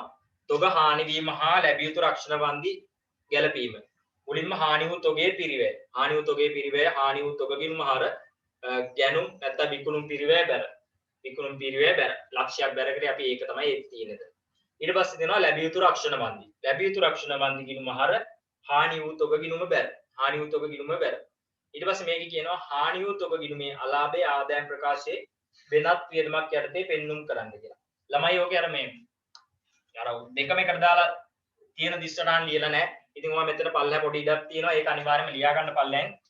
මේක එකට දැම්මොත් ඔක්කොම මේ හානි වූ තොග ගිණුම හර ලැබිය යුතු රක්ෂණ වන්දි හර විකුණුම් පිරිවැය ඇල ඉරක් ගැනුම් බැර කියලා දාන්න ඕනේ. ඊට පස්සේ ඔයා මේවට ඊතල දාලා ලියා ගන්න හානි වූ තොග හර කියන එක වෙනත් වියදම් යටතේ දාන්න ඕනේ. ලැබිය යුතු රක්ෂණ වන්දි කියන එක ජංගමවත්කම් වල දාන්න ඕනේ. විකුණුම් පිරිවැය නැත්නම් ගැනුම් බැර කියන එක ඔයා දාන්න ඕනේ. ආදායම් ප්‍රකාශයේ අවසන් තොගයට උඩින් වරහන් ඇතුලේ දාන්න ඕනේ. හරි. ඉතින් ඒක ලියා ගන්න එහා පැත්තේ තියෙනවා සරල ගාණක්. ඒක try එකක් දාන්න පොඩ්ඩක්. ගැලපිලි සටහන් කාගේ සිංහ ව්‍යාපාරයේ ගාණක් තියෙනවා.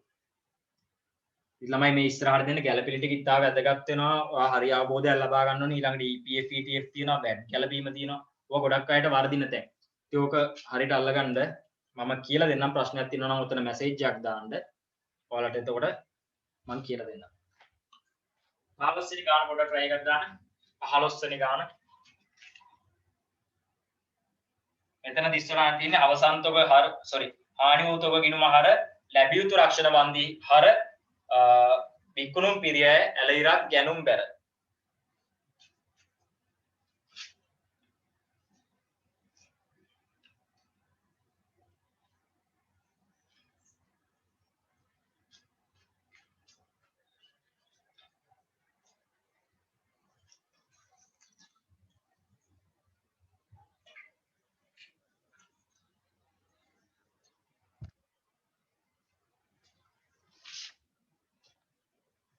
ප්‍රශ්න අංක 15. මේකේ දීලා තියෙනවා අතිරේක තොරතුරු වල අපිට ශේෂ්පරික්ෂමක් දීලා තියෙනවා ගැනුම් විතරක් දීලා තියෙන්නේ. සිංහ ව්‍යාපාරයේ හානි වූ තොගේ පිරිවැය ලක්ෂයකි ලැබිය යුතු රක්ෂණ වන්දි 75ක් කියලා දීලා තියෙනවා. ඉතින් අපි ඒකේ ගැළපෙලි සටහන් පෙන්නුව හානි වූ තොගේ මුලින්ම හානි වූ තොගේ පිරිවැය අපි දාමු. ඒක දාන්න පුළුවන් අපිට දිස්සටහන් දෙකකින් දාමු, පියවර දෙකකින් දාමු. හානි වූ තොග ගිණුම හර හානි වූ තොග හර ලක්ෂයයි. ඊට පස්සේ ගැනුම් නැත්තම් විකුණුම් පිරිවැය ගැනුම් දර ලක්ෂය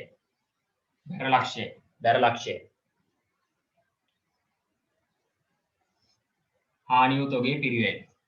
හරි. ඊට පස්සේ ඒකේ ලැබිය යුතු රක්ෂණ වන්දි 75ක් කියලා දෙනවා. ඉතින් ලක්ෂයට 75ක් නම් 75000ක් තියෙනවා.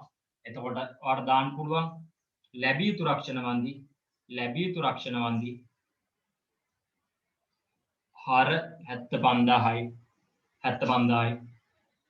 හානි වූ තොග නැත්තම් ගැනුම් බැර 75000යි ලැබිය යුතු රක්ෂණ වන්දි ගැලපීම. ඉතින් මේ ජර්නල් එක ඔයාලට එකටම ලියන්න පුළුවන් මේව දෙයකට දාන්න නැතුව.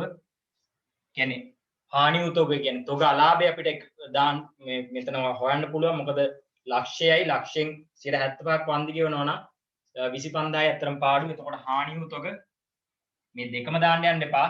එක්ක මේක දාන්න එක්ක මේක දාන්න. හරි.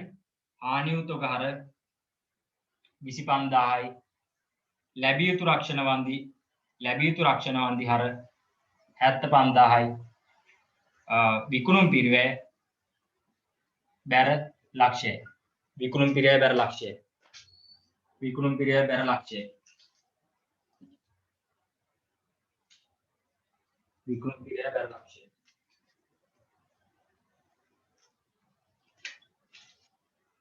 හරි. ඊට පස්සේ ඉල්ලනවා මූල්‍ය ප්‍රකාශ උද්ෘත අපිට පෙන්වන්න කරන්න පුළුවන්.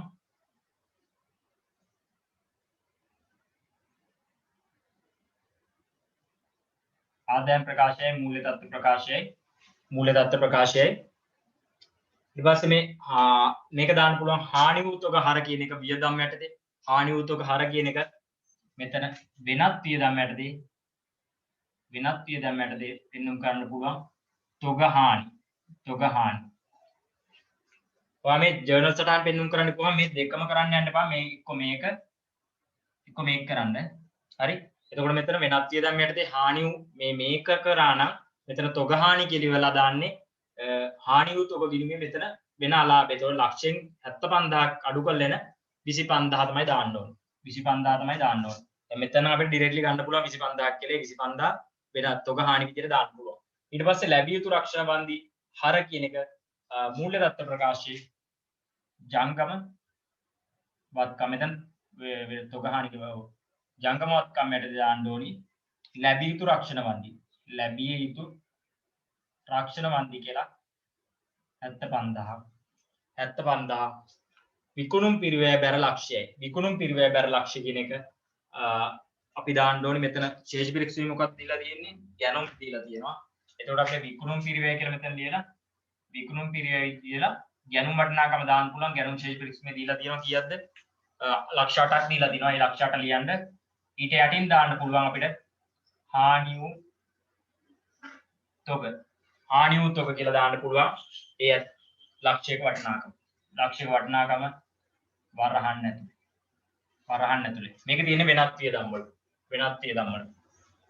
මේක තියෙන්නේ විකුණුම් පිරිවැයෙන් තමයි ගැනුම් වලින් හානි වූ තොගේ අඩු කරනවා. ඒ ආකාරයට අපිට ඒක කරන්න පුළුවන්.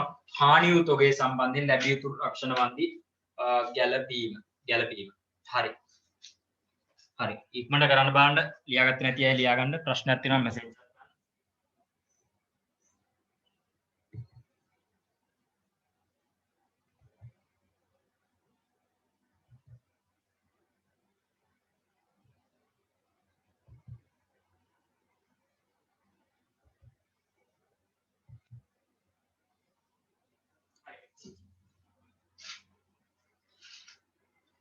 තොග පරිත්‍යාග එකත් සරල දෙයක් තියෙන තොග පරිත්‍යාග ඊළඟට මම කන්නම් බෝඩ් එක. තොග පරිත්‍යාග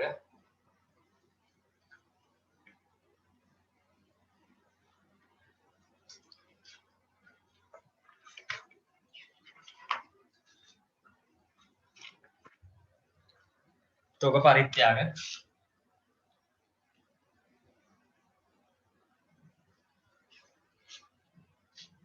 හරි මේ තොග පරිත්‍යාග සම්බන්ධයෙන් නම් මේ මම ගානක් දැම්මෙත් නෑ මේක පොඩි ගැළපිල්ලක් නිසා තොග පරිත්‍යාග ගැන කිව්වොත් ඉතින් ව්‍යාපාර සමහර අවස්ථාවල මේ පරිත්‍යාග කරන අවස්ථා තියෙනවා. ඉතින් මේක ගැන පැහැදිලි කරන්න අවශ්‍ය වෙන්නේ නෑ. ඇත්තටම තොග පරිත්‍යාග කියන්නේ ව්‍යාපාරයට කියන පාඩුවක්නේ. ව්‍යාපාරයට වෙන පාඩුව. එතකොට තොග පරිත්‍යාගිනුම හර තොග පරිත්‍යාග හර තොග පරිත්‍යාග හර අනිත් අතර විකුණුම් පිරිවැය බැර අර එතකොට හර හානි වූ තොගෙම වගේ තමයි විකුණුම් පිරිවැය යටතේ අඩුවීමක් ඉදිරිය යන්න ඕනි. තොග විකුණුම් පිරිවැය බැර විකුණුම් පිරිවැය නැත්තම් ගැනුම් බැරවීමක් වෙනවා. තොග පරිත්‍යාග හර කියන එක දාන්න ඕනි වෙනත් වියදම් යටතේ වෙනත් වියදමක් යටතේ විකුණුම් පිරිවැය ගැනුම් බැර කියන එක ඔයා දාන්න ඕනි අර ගැනුම් වලට යටින් අඩුවීමක් විදියට. වෙළඳ ගිණුමේ ගැනුම් වලට යටින් අඩුවීමක් විදියට දාන්න. අඩුවීමක් විදියට. ඉතින් ඔයාලට තේරෙන විදියට මේ ටියුට් එකේ පැත්තකින් හරි ලියා ගන්න. මොකද ඔයාලට වැදගත් වෙනවා මේවා. මේ කොහෙට දාන්න කියලා ඩක් ගාලා තොර මීටර වෙනවා. මේක දාන්නේ වෙළඳ ගිණුමේ ගැනුම් වලට යටින් අඩුවීමක් විදියට දාන්න. අඩුවීමක් විදියට දාන්න. හරි. හරි. ඊට පස්සේ තියෙනවා ළමයි EPF සහ ETF. EPF සහ ETF. අපි ඒක ගමු ඉක්මනට EPF ETF. EPF සහ ETF. EPF සහ ETF.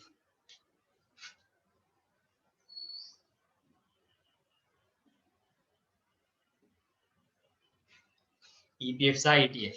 හරි. ඉතින් මේක ගැන මම පුංචි පැහැදිලි කිරීමක් කරන්නම්. ඊට පස්සේ මේකේ ඉස්සරහන් ටික සහ ඒ ගණන් දෙක සාකච්ඡා කරමු. මොකද ඊළඟ ක්ලාස් එක එකට පටන් ගන්නවා හවුල් ව්‍යාපාර. ඒකත් අනිවාර්යයෙන් එකට පටන් ගන්න ඕනේ. තව පැය භාගයක් වගේ කාලයක් තියෙන්නේ. ඊට පස්සේ අපිට ඉතුරු වෙන්නේ තොග EPF ETF වලට පස්සේ තියෙනවා VAT ගැලපීම. VAT වලින් පස්සේ ගණන් ටික තියෙන්නේ. ඉතින් ලබන සතිය අපිට VAT සාකච්ඡා කරලා ඉවරලා ගණන් වලට යන්න පුළුවන්. ඉතින් මේ EPF ETF අපි ඉවර කරමු අද කොහොම හරි. ඉතින් EPF ETF ගැන කිව්වොත් ළමයි EPF ETF ගැන කිව්වොත් මේවා ඇත්තට මේවා කියනවා සමාජ සංරක්ෂණ දායක මුදල් කියලා. සමාජ සංරක්ෂණ දායක මුදල්. සමාජ සංරක්ෂණ දායක මුදල්. හරි. ඒ කියන්නේ ළමයි ව්‍යාපාරයක දැන් සාමාන්‍යයෙන් තියෙනවානේ පෞද්ගලික අංශයේ ව්‍යාපාර තියෙනවා රාජ්‍ය අංශයේ ව්‍යාපාර තියෙනවා. ඒ රාජ්‍ය අංශයේ සේවකයන්ට ළමයි රාජ්‍ය අංශයේ සේවකයන්ට විශ්‍රාම වැටුප් කියලා දෙයක් හම්බ වෙනවා. සේවයෙන් අයින් වුණාට පස්සේ අවුරුදු 60න් අයින් වුණාට පස්සේ විශ්‍රාම අරමුදල් කියලා දෙයක් හම්බ වෙනවා රාජ්‍ය අංශයේ සේවකයන්ට. එතකොට එයාලට ප්‍රශ්නයක් නැහැ යාළගේ අර ජීවිතයේ අවසන් කාලේ එයාලට කියන්නේ සමාජ සංරක්ෂණ දායක මුදල් කියන්නේ එයාට අර එයාගේ වියදම් ටික දරන්නේ මේ විශ්‍රාම වැටුප් වගේ විශ්‍රාම අරමුදල් හම්බ වෙනවා. නමුත් මෙතන ප්‍රශ්නේ තියෙන ළමයි දැන් අංශ දෙකක් තියෙනවානේ. රාජ්‍ය අංශයේ කට්ටියට විශ්‍රාම වැටුප් හම්බ වෙනවා. පෞද්ගලික අංශයේ කට්ටියට මොකවත් නැහැ. අරමුදලක් නැහැ. කියන්නේ විශ්‍රාම වැටුප් වගේ දෙයක් නැහැ. ඉතින් මේ වගේ අරමුදල් පිටවලා තියෙන්නේ මේ වගේ පනත් පිටවලා තියෙන්නේ මේ පෞද්ගලික අංශයේ සේවකයන්ට සේවයෙන් ඉවත් වුණාට පස්සේ යාට සමාජ සංරක්ෂණ කියන්නේ කිසියම් අරමුදලක් පිහිටුවීමේ අරමුණින් තමයි මෙන්න මේ EPF සහ ETF අරමුදල් පිහිටවලා තියෙන්නේ. එතකොට මේ විශ්‍රාම අරමුදල් හම්බුනේ නැති වුණාට පෞද්ගලික අංශයේ සේවකයන්ට මේ EPF සහ ETF නිසා යාළගේ සේවයෙන් ඉවත් වුණාට පස්සේ යාට ලොකු ගාණක් හම්බ වෙනවා. ඉතින් ඒකට තමයි මේ පිහිටවලා තියෙන්නේ පෞද්ගලික අංශයේ සේවකයන්ට තමයි මේක ලබා දීමක් වෙන්නේ. එතකොට ළමයි ප්‍රධාන වශයෙන්ම දැන් EPF සහ ETF තියෙනවා මෙතන. ප්‍රධාන වශයෙන්ම EPF සහ ETF කියලා දෙකක් තියෙනවා. හරි. මේ EPF කියන වචනේ තේරුම තමයි සේවක අර්ථසාධක අරමුදල. Employee Provident Fund. සේවක අර්ථසාධක අරමුදල. මේක සේවක භාරකාර. සේවක භාරකාර. සේවක භාරකාර අරුමුදල. ඔයාලට පැහැදිලිද දැන්? රාජ්‍ය අංශ සේවකයන්ට විශ්‍රාම වැටුප් හම්බෙනවා. පෞද්ගලික අංශ සේවකයන්ට මොකවත් නැහැ. යාළුවට ප්‍රතිලාභයක්. එයා සේවයෙන් ඉවත් වුණාට පස්සේ යාළුවට ප්‍රතිලාභයක් දීමේ අරමුණින් තමයි මේ අරමුදල් පිටවලා තියෙන්නේ. ඉතින් ප්‍රධාන වශයෙන්ම මෙතන EPF සහ ETF ගැන තමයි කතා කරන්නේ. අපි මේ දෙක ගැන පැහැදිලිව වෙන කතා කරමු. මුලින්ම EPF සම්බන්ධයෙන්. EPF සම්බන්ධයෙන්. ළමයි මේ EPF ගත්තොත් EPF ඇත්තටම ප්‍රධාන වශයෙන්ම කොටස් දෙකක් තියෙනවා. කොටස් දෙකක් තියෙනවා. එකක් EPF සේවක දායකයෙක්. අනිත් එක EPF සේව්‍ය දායකයෙක්. EPF සේවක දායකය සහ සේව්‍ය දායකය යනුවෙන් මේක කොටස් දෙකක් තියෙනවා. සේවක අර්ථ සාධක අරමුදලේ. ඉතින් මේ EPF දැන් හිතමුකෝ ළමයි සේවකයාට පඩිය ලක්ෂයක් හම්බෙනවා. උදාහරණයක් විදිහට අපි කියමු සේවකයාගේ දල වැටුප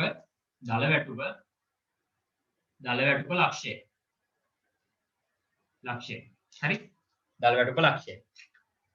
ඉතින් මේ EPF සේවක දායකයින් කරන්නේ ළමයි ওই ලක්ෂයම සේවකයාට මාසය අන්තිමට හම්බෙන්නේ නැහැ.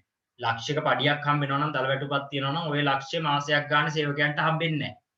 මෙන්න මේ අරමුදලට කියන්නේ EPF අරමුදලට EPF එකට කිසියම් දායකත්වයක් සේවකයාගෙන් ලබා ගන්නවා. ඒ දායකත්වයට තමයි EPF සේවක දායකය කියන්නේ. උදාහරණයක් විදිහට කිව්වොත් සාමාන්‍ය අපි 10ක් කියලා ගමු. ඒ කියන්නේ ළමයි මේ ලක්ෂයක පඩිය සේවකයාට හම්බෙන්නේ නැහැ. මෙන්න මේ 110ක ප්‍රමාණය අඩු කරලෙන වටිනාකම තමයි සේවකයාට හම්බෙන්නේ. එතකොට 110ක් කියන අපිට ගන්න පුළුවන් ලක්ෂයකට 110ක් රුපියල් 10000ක් විදිහට. එතකොට මේ 10000 අඩු කරලෙන රුපියල් 90000 අඩු කරලෙන 90000 තමයි සේවකයාට මාසයක් ගානේ වැටුප් හම්බෙන්නේ. ඔන්න ඔය කියන 90000 මේ 10000 අඩු කරලෙන මේ 10000 අඩු කරන්නේ වෙන මොකටවත් නෙවෙයි ළමයි. මාසයක් ගානේ මේ 10000 එකතු වීමක් වෙනවා. අර ෆන්ඩ් එකට එකතු වීමක් වෙනවා EPF එකට. කියන්නේ සේවකයා පඩියෙන් ගන්න 10000 මාසෙට හැම මාසෙකම ඔය 10000 එකතු වෙලා අවුරුදු 20ක් 30ක් වැඩ කරලපු සේවකයෙක්ට ලොකු අරමුදලක් ගොඩනගෙනවා සේවයෙන් ඉවත් වෙද්දී. ඉතින් එයාට ඒ අරමුදල ලබා ගන්න පුළුවන් සේවයෙන් ඉවත් යනකොට.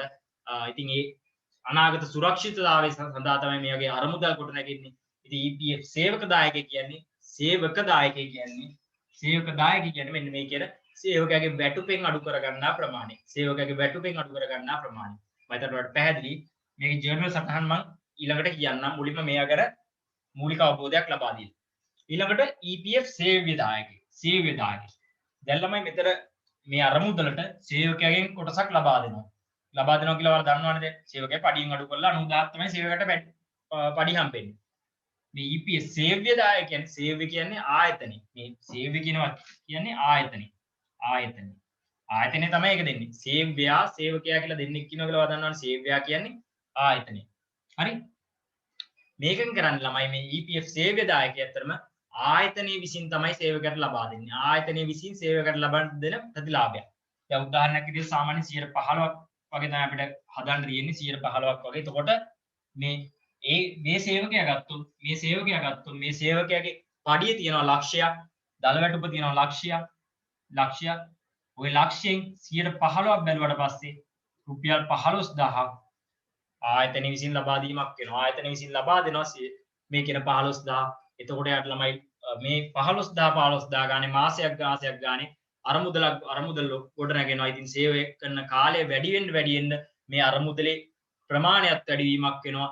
එතකොට මෙයාට ලොකු අරමුදලක් ගොඩ නැගිලා අනාගත සුරක්ෂිතතාවය සඳහා ලොකු අරමුදලක් ගොඩ නැගෙනවා මේ සේවකයාට. ඉතින් පඩිය වැඩි වෙන්න තමයි ඔය මේක වැඩි වෙන්නේ. සාමාන්‍යයෙන් 20-30000 පඩියක් ගන්නවා නම් ඉතින් ඒකට තමයි මේ 110 බලන්නේ. එතකොට සාමාන්‍යයෙන් මේ මෙච්චර සෙට් වෙන්නේ නැහැ. අර ඔයාලට තේරෙනවා ඇති මම මේ ලක්ෂය තමයි උදාහරණයක් ගත්තේ දල වැටුප.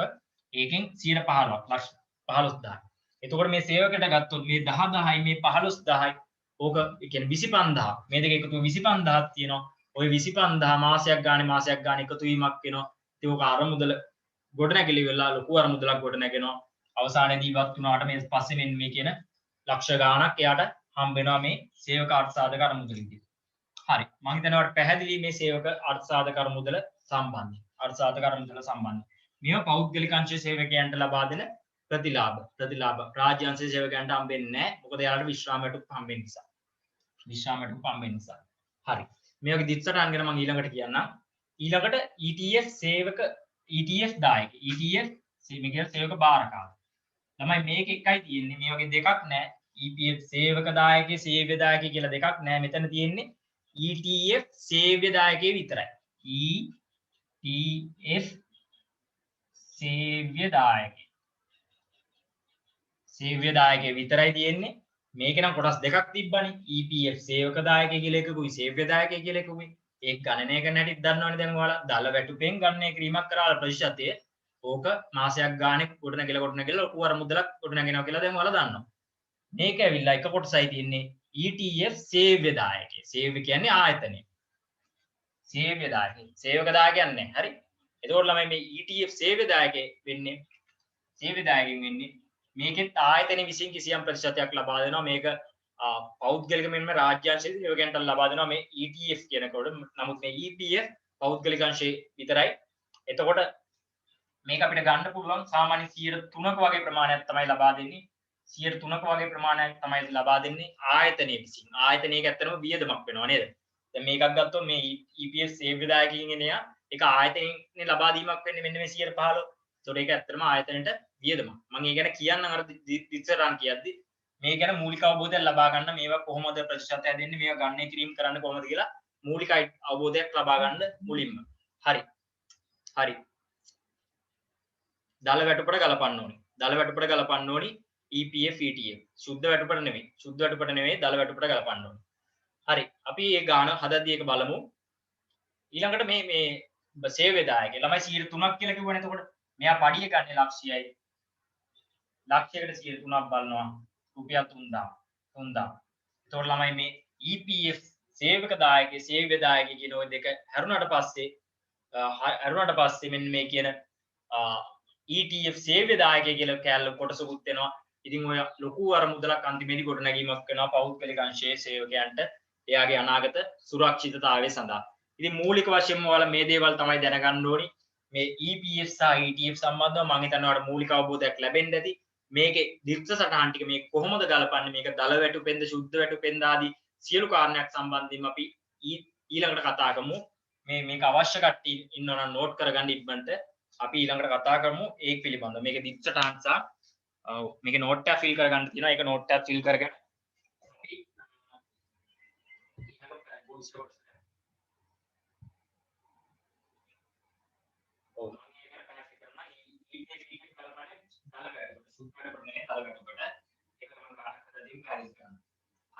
මේකෙන් තියෙනවා EPF සහ ETF ගැන සේවක අර්ථසාධක බාරකාර අරමුදල්. මේකෙන් තියෙනවා සේවයෙන් ඉවත් යන හෝ සේවයෙන් ඉවත් යන සේවකයන්ට ඕගෙන් යැපෙන්නන්ට අරමුදලක් පිහිටුවීමේ අරමුණින් මෙන්ම සේවක අනාගත සුරක්ෂිතතාවය හා අභිවෘද්ධිය සඳහා ප්‍රධාන වශයෙන් 52ක් ක්‍රියාත්මක වේ කියලා 52 තියෙනවා. සේවක අර්ථසාධක අරමුදල් පනත සහ සේවක බාරකාර අරමුදල් පනත. බාරකාර අරමුදල් පනත මේ 52 ගැන කියනවා. ඊට පස්සේ පොඩි හිස්තැන් ටිකක් තියෙනවා. ඔයා ඒක ලියා ගන්න මුලින්ම මාත් එක්කම ලියා ගන්න. එතන හිස්තැන් ටිකක් ලියනවා. print out ගත්ත නැති අය කොලේක හරි ලියා ගන්න. එතන ලියන්න ඕනේ ටික. මුලින්ම EPF කියලා ලියන්න ඕනේ. EPF වරාණතුලේ සේවක අර්ථසාධක අරමුදල. සේවක අර්ථසාධක අරමුදල. සේවක අර්ථසාධක අරමුදල. ඊට පස්සේ පොඩි ඊතල දෙකක් දෙපැත්තට දාන්න. ඊතල දෙකක් දාලා ඊට පස්සේ ඒක කොටස් දෙකකට බෙදන්න. EPF සේවක දායකය. සේවක දායකය. EPF සේවක දායකය. අනිත් කොටස තමයි EPF සේව්‍ය දායකය. සේව්‍ය දායකය. EPF සේව්‍ය දායකය. සේව්‍ය දායකය. හරි. ඊට පස්සේ මේක කොටස් දෙකකට බෙදන්න. මේකට පොඩි විස්තරයක් ලියන්න හදන්නේ. මෙතන මැද ඉරක් අඳින්න අවශ්‍ය වෙන්නේ නැහැ. මෙතන මේ විස්තරය මේ පැත්තේ ලියන්න. මේකට අදාළ විස්තරය මේ පැත්තේ ලියන්න. ඉතින් මේක ලියන්න සේවක සේවක දායක පැත්තේ මෙන්න මේ පැත්තේ ලියා ගන්න සේවක සමාජ සුරක්ෂිතතාවය සඳහා සේවක සමාජ සුරක්ෂිතතාවය සඳහා ඉක්මනට ලියා ගන්න සේවක සමාජ සුරක්ෂිතතාවය සඳහා සේවක සමාජ සුරක්ෂිතතාවය සඳහා සේවක සමාජ සුරක්ෂිතතාවය සඳහා සේවකයාගේ දල වැටුපෙන් අඩු කර ගන්නා ප්‍රමාණය සේවකයාගේ දල වැටුපෙන් අඩු කර ගන්නා ප්‍රමාණය සේවකයාගේ දල වැටුපෙන් අඩු කර ගන්නා ප්‍රමාණයයි වරහන් ඇතුළේ ලියා ගන්න සාමාන්‍ය 10%ක් තියෙන්නේ සාමාන්‍ය මේක නිශ්චිත අනුපාතයක් නැහැ 10%ක් කියලා ලියන්න වරහන් ඇතුළේ 10%ක් ඊට මේ පැත්තේ ලියා ගන්න සේවක සමාජ සුරක්ෂිතතාවය සඳහා සේවක සමාජ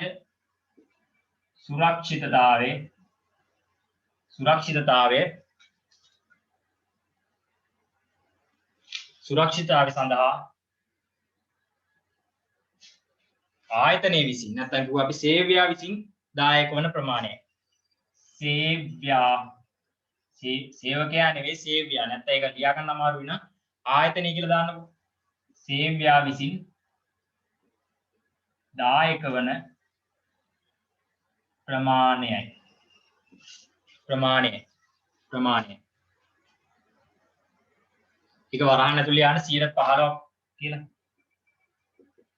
මේ අනුපාත නිශ්චිත නැහැ නමුත් මේ EPF සේවක දායකයට වඩා සේවක දායක වැඩි යගයක් ගන්න කියන මෙතන 8යි 12යි වගේ දෙන්නත් පුළුවන් 10 15 දෙන්නත් පුළුවන් ඉතින් වරහන් ඇතුළේ මේ අගයන් දෙක දාන්නකො නිකමට හරි එතකොට සේවක අර්ථ සාධකරණ සම්බන්ධයෙන් දැනගන්න ඕන දේවල් ටික තමයි මෙන්න මේ දෙක ඉතින් මේ නෝට් එක ලියා ගන්න ඇති ඔයාලා ඊළඟට තියෙනවා ETF ඉතින් ඊළඟට යටරුල් ලියන්නේ ETF කියන ETF ඒකෙන් වරහන් ඇතුළේ ලියන්න සේවක භාරකාර අරමුදල සේවක භාරකාර අරමුදල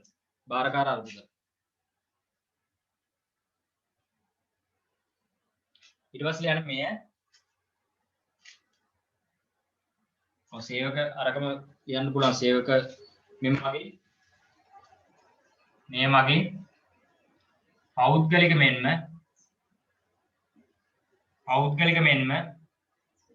රාජ්‍ය අංශයේ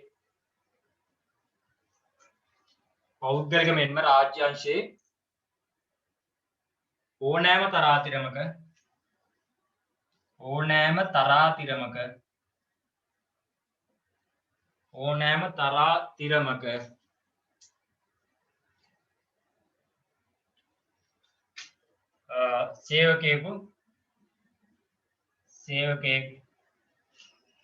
සේවකයෙකු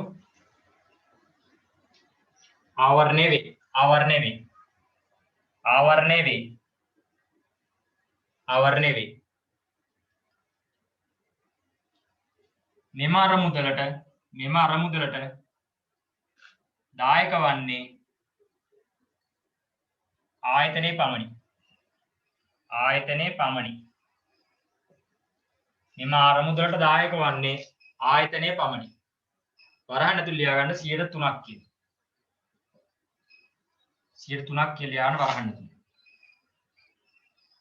3ක් කියලා යන වරහන් ඇතුළේ හරි ඊට පස්සේ තියෙනවා ඒකේ ජර්නල් සටහන් ටික දල වැටුප ඒක අපි ලියාගමු ඊළඟ පැත්තේ එහා පැත්තේ ඉතින් මේ සම්බන්ධව ඊළඟට අර මූලික වශයෙන් දැනගන්න ඕන දේවල් ටික තමයි මම මේ නෝට් එක දුන්නේ මම හිතනවා නෝට් එක ෆිල් කරගන්න ඇති බැරි වුණා නම් මට මැසේජ් එකක් හරි දාන්න බෝඩ් එක ලියා ගන්න බැරි නම් නෝට් එක හරි ඉතින් ඊළඟට ඔයා දැනගන්න දේ තමයි මේ සම්බන්ධව දිස්ස සටහන් ටික ඉතින් මේ EPF ETF සම්බන්ධව ඉතාල වැදගත් තමයි මේ දිස්ස සටහන් ටික හරියට දැනගන්න ඕනි මම බෝඩ් එක මකන්නම්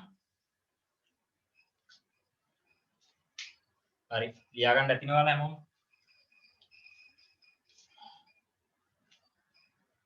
හරි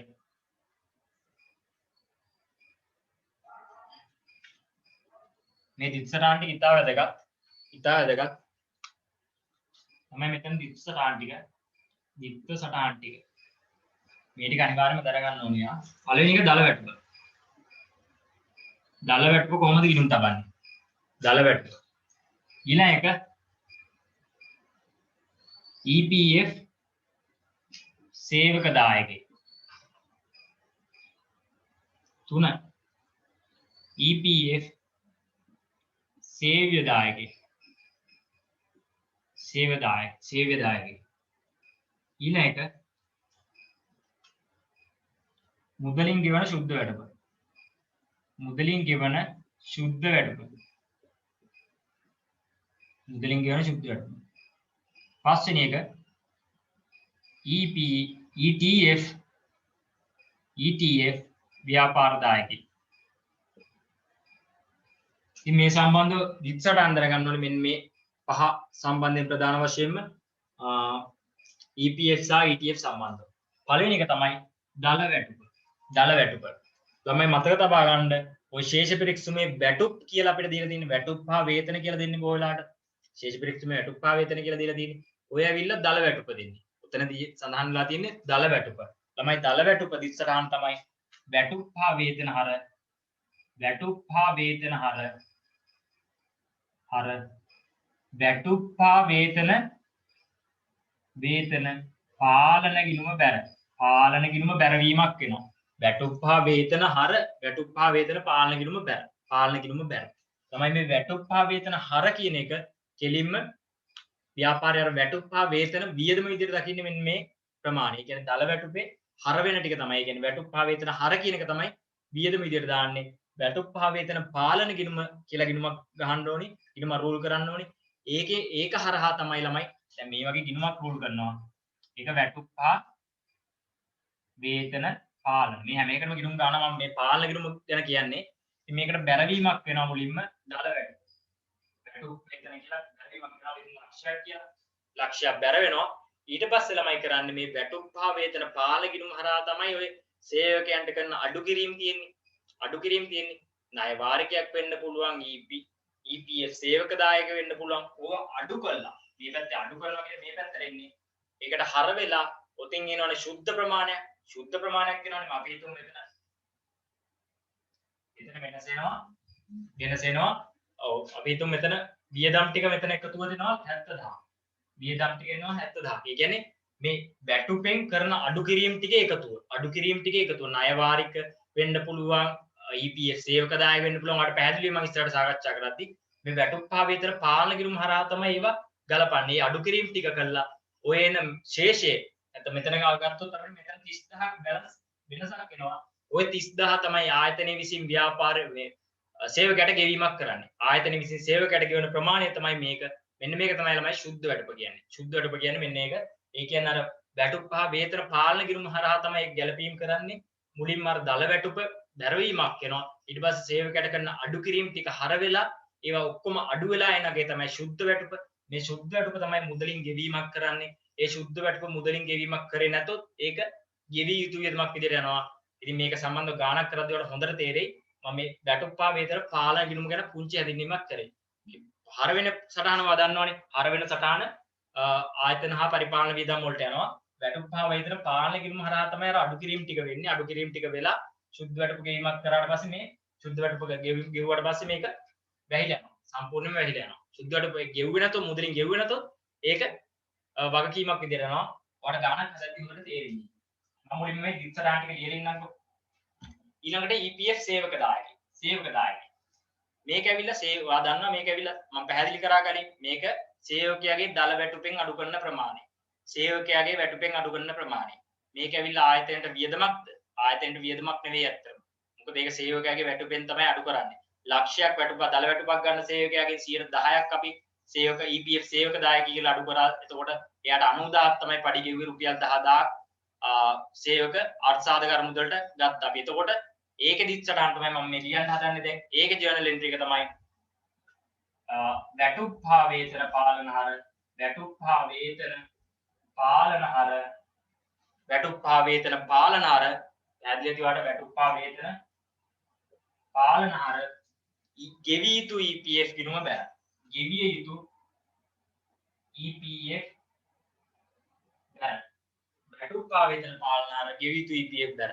ළමයි මෙතන වැටුප් හා වේතන පාලන ගිණුම හර කලේ මම සඳහන් කරා අර වැටුප් ආවේතන පාලන කිරීමේ හරහා තමයි ඒකට බැරගුණා දල වැටුප ඊට පස්සේ සේවකයාගේ කරන අඩු කිරීම තියෙන ඒවා ඔක්කොම ගලපලා යන සුද්ධ වැටුප තමයි මුදලින් ගෙවීමක් කරන්නේ. මේක ඇත්තටම ආයතනයේ දරන දෙයක් නෙවෙයිනේ. මේ EPF සේවක දායකයේ සේවකයාගේ වැටුපෙන් අඩු කරන්නේ. ඒ නිසා තමයි අර වැටුප් ආවේතන පාලන කිරීම හරවුනේ. මේක නැත්නම් ආයතනයේ වියදමක් වුණා නම් ඒක ඇත්තටම වියදමක් විදිහට සලකන්න ඕනේ. ඒ මේක සේවකයන්ගෙන් දරන නිසා ඒක වැටුප් ආවේදන පාලන ගිණුම හර ගෙවිය යුතු EPF ගිණුම බැර. මේ සම්බන්ධ ගාණක් කරද්දී ඔයාලට හොඳට තේරෙයි. normal idea එකක් ගන්න ප්‍රශ්නයක් නැහැ. මේක තේරුම් නැතුණා ප්‍රශ්නයක් නැහැ. ගාණ හදද්දී හොඳට set වෙයි. ඊළඟට EPF සේව්‍ය දායකයෙක්. සේව්‍ය දායකයෙක්. ළමයි මේ සේව්‍ය දායකයෙක් කියන්නේ ආයතන විසින් ලබා දෙන ප්‍රමාණය.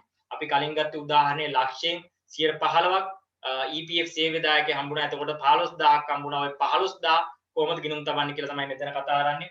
ඉතින් මේකේ දිස්සරාන තමයි ඔය සේව්‍ය දායකයෙක් කියන්නේ ආයතනෙ විසින් ලබා දෙන ප්‍රමාණයක්. එතකොට ඒක ආයතනයට වියදමක්. ආයතනයට වියදමක්.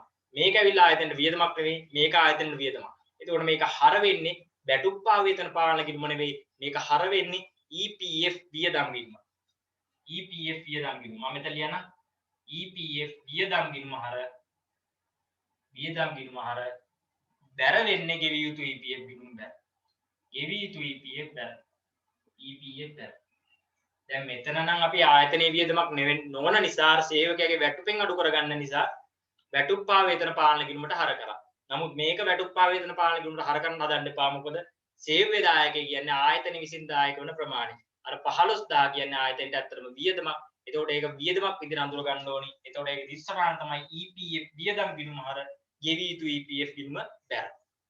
ඊළඟට මුදලින් ගෙවන සුද්ධ වැටුප. මුදලින් ගෙවන සුද්ධ වැටුප.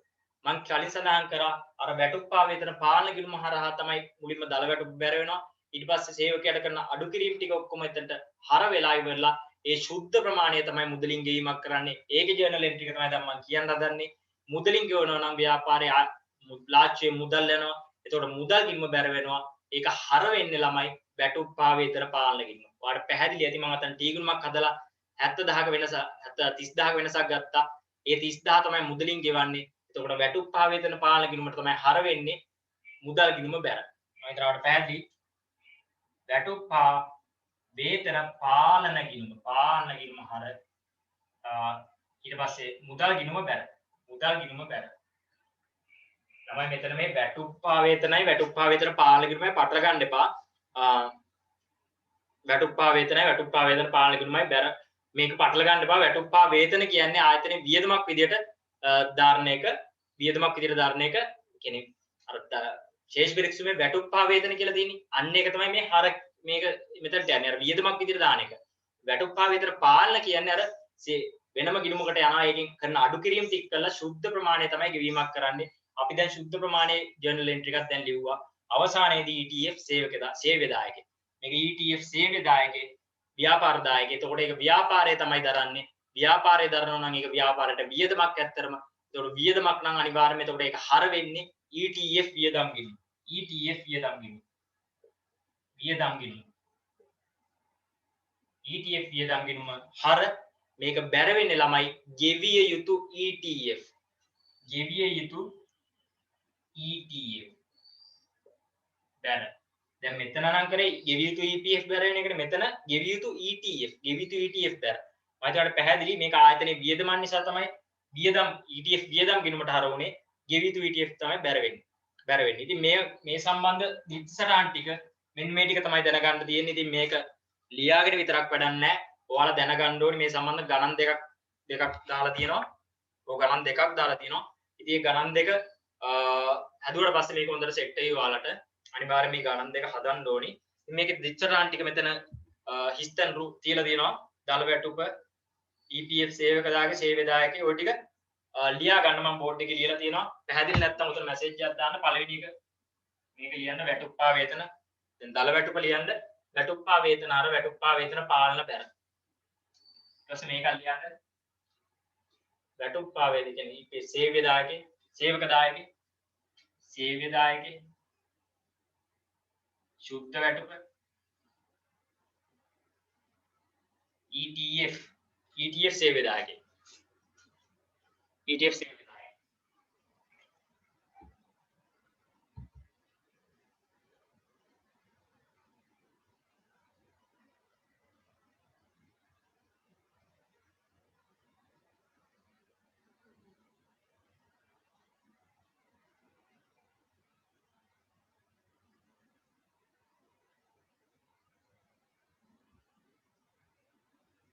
ඔව් එක ප්‍රශ්නයක් ගමු. එකක් ගමු ප්‍රශ්නයක් මේ ඊළඟ එක අනිවාර්යයෙන්ම තනියම කරන්න කරලා ඉවරලා ප්‍රශ්නයක් තියෙනවා නම් මැසේජ් එකක් දාන්න. හරි? අපි ඉක්මනට ගමු 16 වෙනි ප්‍රශ්නේ. මේකේ තියෙනවා පොඩි කොටුවක් තියෙනවා මේ අර විස්තරාන් ටිකට යටින් ඒක ලියා ගන්න වැටුප්පා වේතන පාලන ගිණුමේ ශේෂය කියලා දීලා තියෙනවා. ළමයි සාමාන්‍යයෙන් වැටුප්පා වේතන පාලන ගිණුමේ ශේෂයක් එන්නේ නැහැ. මොකද අර සේවකයට කරන අඩු කිරීම ටික අඩු කරලා ඉවරලා අනිවාර්යෙන් මේ සුද්ධ ප්‍රමාණය මුදලින් ගෙවීමක් කරනවා. මුදලින් ගෙවීමක් කරනවා. ඉතින් ඒක මුදලින් ගෙවීමක් කරේ නැතොත් බැරි වෙලා ශේෂයක් තිබුණොත් මේක ඇත්තටම වගකීමක් වෙනවා. එතකොට එතන ඉස්සරහින් ලියා ගන්න ඕනේ වගකීමක් කියලා. මොකද සේවකයන්ට ගෙවන්න ඕනේ වැටුපක් ගෙවුවේ නැහැ කියන්නේ ඒක ඇත්තටම වගකීමක්. හරි? එහෙම ශේෂයක් එන්නේ නැහැ ගොඩක් වෙලාවට මොකද අර සුද්ධ වැටුප මුදලින් ගෙවන නිසා. නමුත් මෙතන එහෙම ශේෂයක් තිබුණොත් ඒක වගකීමක් විදිහට දාන්න ඕනේ. ඊට පස්සේ වැටුප්පා වේතන ගිණුම. වැටුප්පා වේතන ගිණුම මෙතන මේ සටහන විතර යන්නේ හර වෙන එක වියදමක්. වියදමක්. ඒ කියන්නේ අර ශේෂ පිරික්සුමේ වැටුප්පා වේතන කියලා තියෙන්නේ වැටුප් වියදම. වැටුප් වියදම. හරි. ඒක ඉස්සරහින් වියදමක් කියලා ගන්න. ඊට පස්සේ EPF වියදම් කියන එක අනිවාර්යයෙන්ම වියදම් ගිණුම. මොකද ආයතනයට ඒක වියදමක් වෙන නිසා. ඊට පස්සේ ETF වියදම් ගිණුමත් ආයතනයෙන් දරන්නේ. ඒක ඒකට වියදමක් වෙනවා. වියදමක් ඉස්සරහින් ලියන්නේ වියදමක් කියලා. ඊට පස්සේ ගෙවිය යුතු EPF සහ ගෙවිය යුතු ETF තියෙනවා. ඒවා ඇවිල්ලා වගකීම්.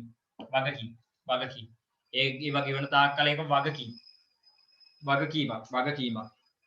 දී ආකාරයට ඒක ලියා ගන්න පුළුවන් ඔයාලට මොනවා හරි නෝට් එකක් ලියා ගන්න බැරුණා නම් ඕනෙ වෙලාවක මට මැසේජ් එකක් හරි දාන්න. දැන් එකටත් ළඟයි. අපි 16 වෙනි ප්‍රශ්නෙත් කමු. එකමාරට හරි ක්ලාස් එක පටන් ගන්න පුළුවන් එතකොට. 16 වෙනි ප්‍රශ්නේ කමු ඉක්මනට. මම බෝඩ් එක මකනවා. නෝට් එක ලියන්න බැරුණා නම් මේ කියන්න. හරි. 16 වෙනි ප්‍රශ්නේ ABC සමාගමේ තොරතුරු ටිකක් දීලා තියෙනවා. අපෙන් ඉල්ලනවා වැටුප් වේතන පාලන ගිණුම. ඔය ටික රූල් කරන්න T ගිණුම් ටික.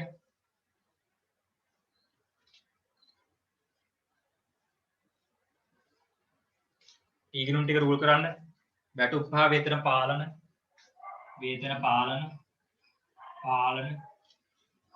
වැටුප් හා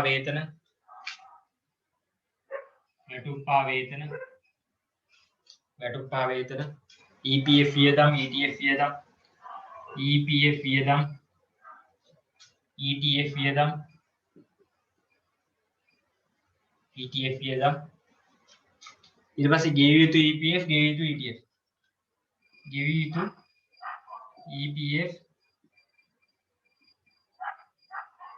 ETF හරි. ඊට පස්සේ අපිට මේකේ ගණනය කිරීම ටිකක් කරන්න වෙයි. පොඩ්ඩක් පෙර වැඩවල එක ගණනය කරන්න. පෙර වැඩවල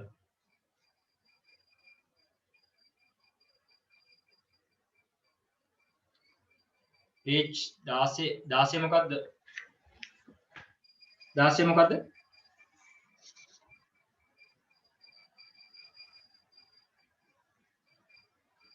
තරුෂි මොකද්ද ප්‍රශ්නේ? 16 page 16 මොකක්ද තියෙන ප්‍රශ්නේ?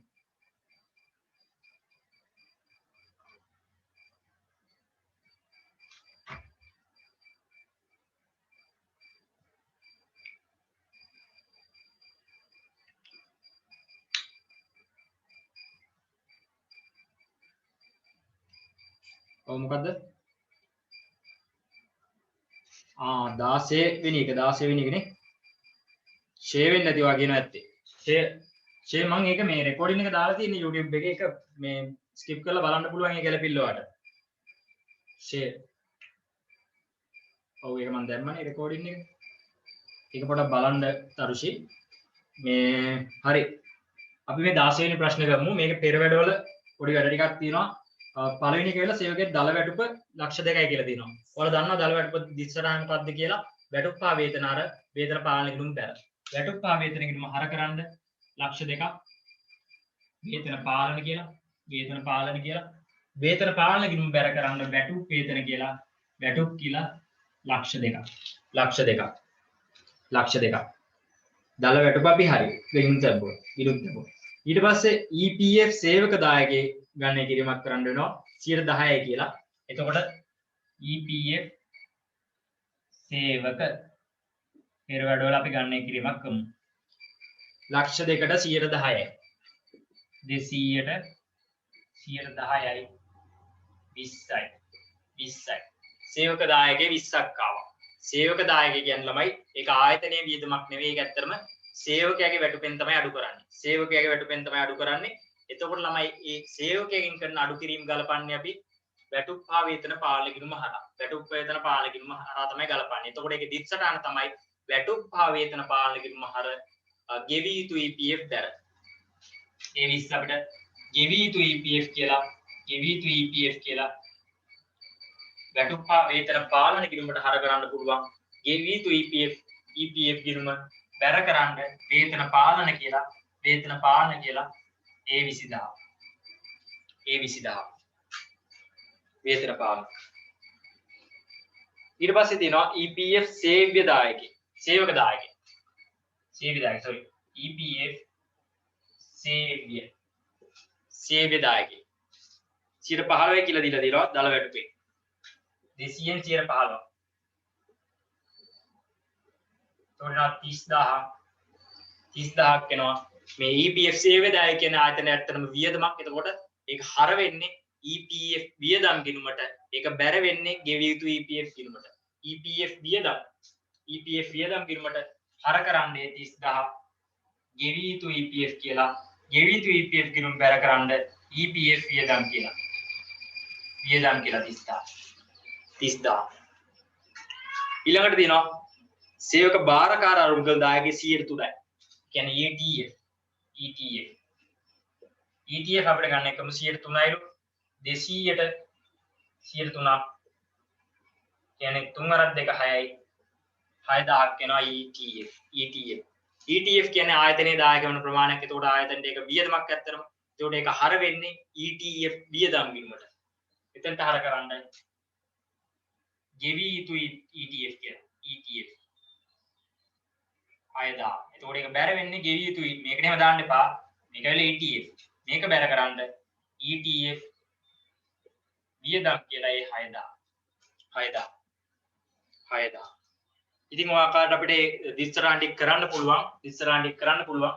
ඉතින් ඔයා මේ ඊළඟට කරන්න ඕනි අපි මේකේ මූල ප්‍රකාශ උද්දෘතත් පෙන්නමු. අනිවාර්යයෙන්ම ඔයාලා ඒක දැනගන්නත් එපේ. මූල ප්‍රකාශ උද්දෘත. එතකොට මේ වැටුප් හා වේතන පාලන ගිණුම ගත්තොත් මේකේ මුදලින් ගෙවුවා කියලා නෑ නේද ළමයි? දල වැටුප සුද්ධ වැටුප මුදලින් ගෙවුවා කියලා නෑ. එතකොට මෙතන ශේෂයක් එනවා. වැටුප් හා වේතන පාලන ගිණුමේ ශේෂයක් එනවා. අපි වැඩි පැත්ත එකතු කරමු මුලින්ම 200යි. ඒක හර පැත්තට දාන්න 200යි. භාගයේ ශේෂය 180යි. ඊගේ ශේෂය 180ක්. හරි. වැටුප් හා වේතන කියන්නේ වියදම් ගිණුම. වියදම් ගිණුම වල ශේෂ ගන්න නෑ අපි. ඒක ලාභ ගිණුමට තමයි යන්නේ. එතකොට මෙතන 200 කියලා දාලා මෙතන වෙනස දාන්න ලාභ කියලා 200. හරි 200යි.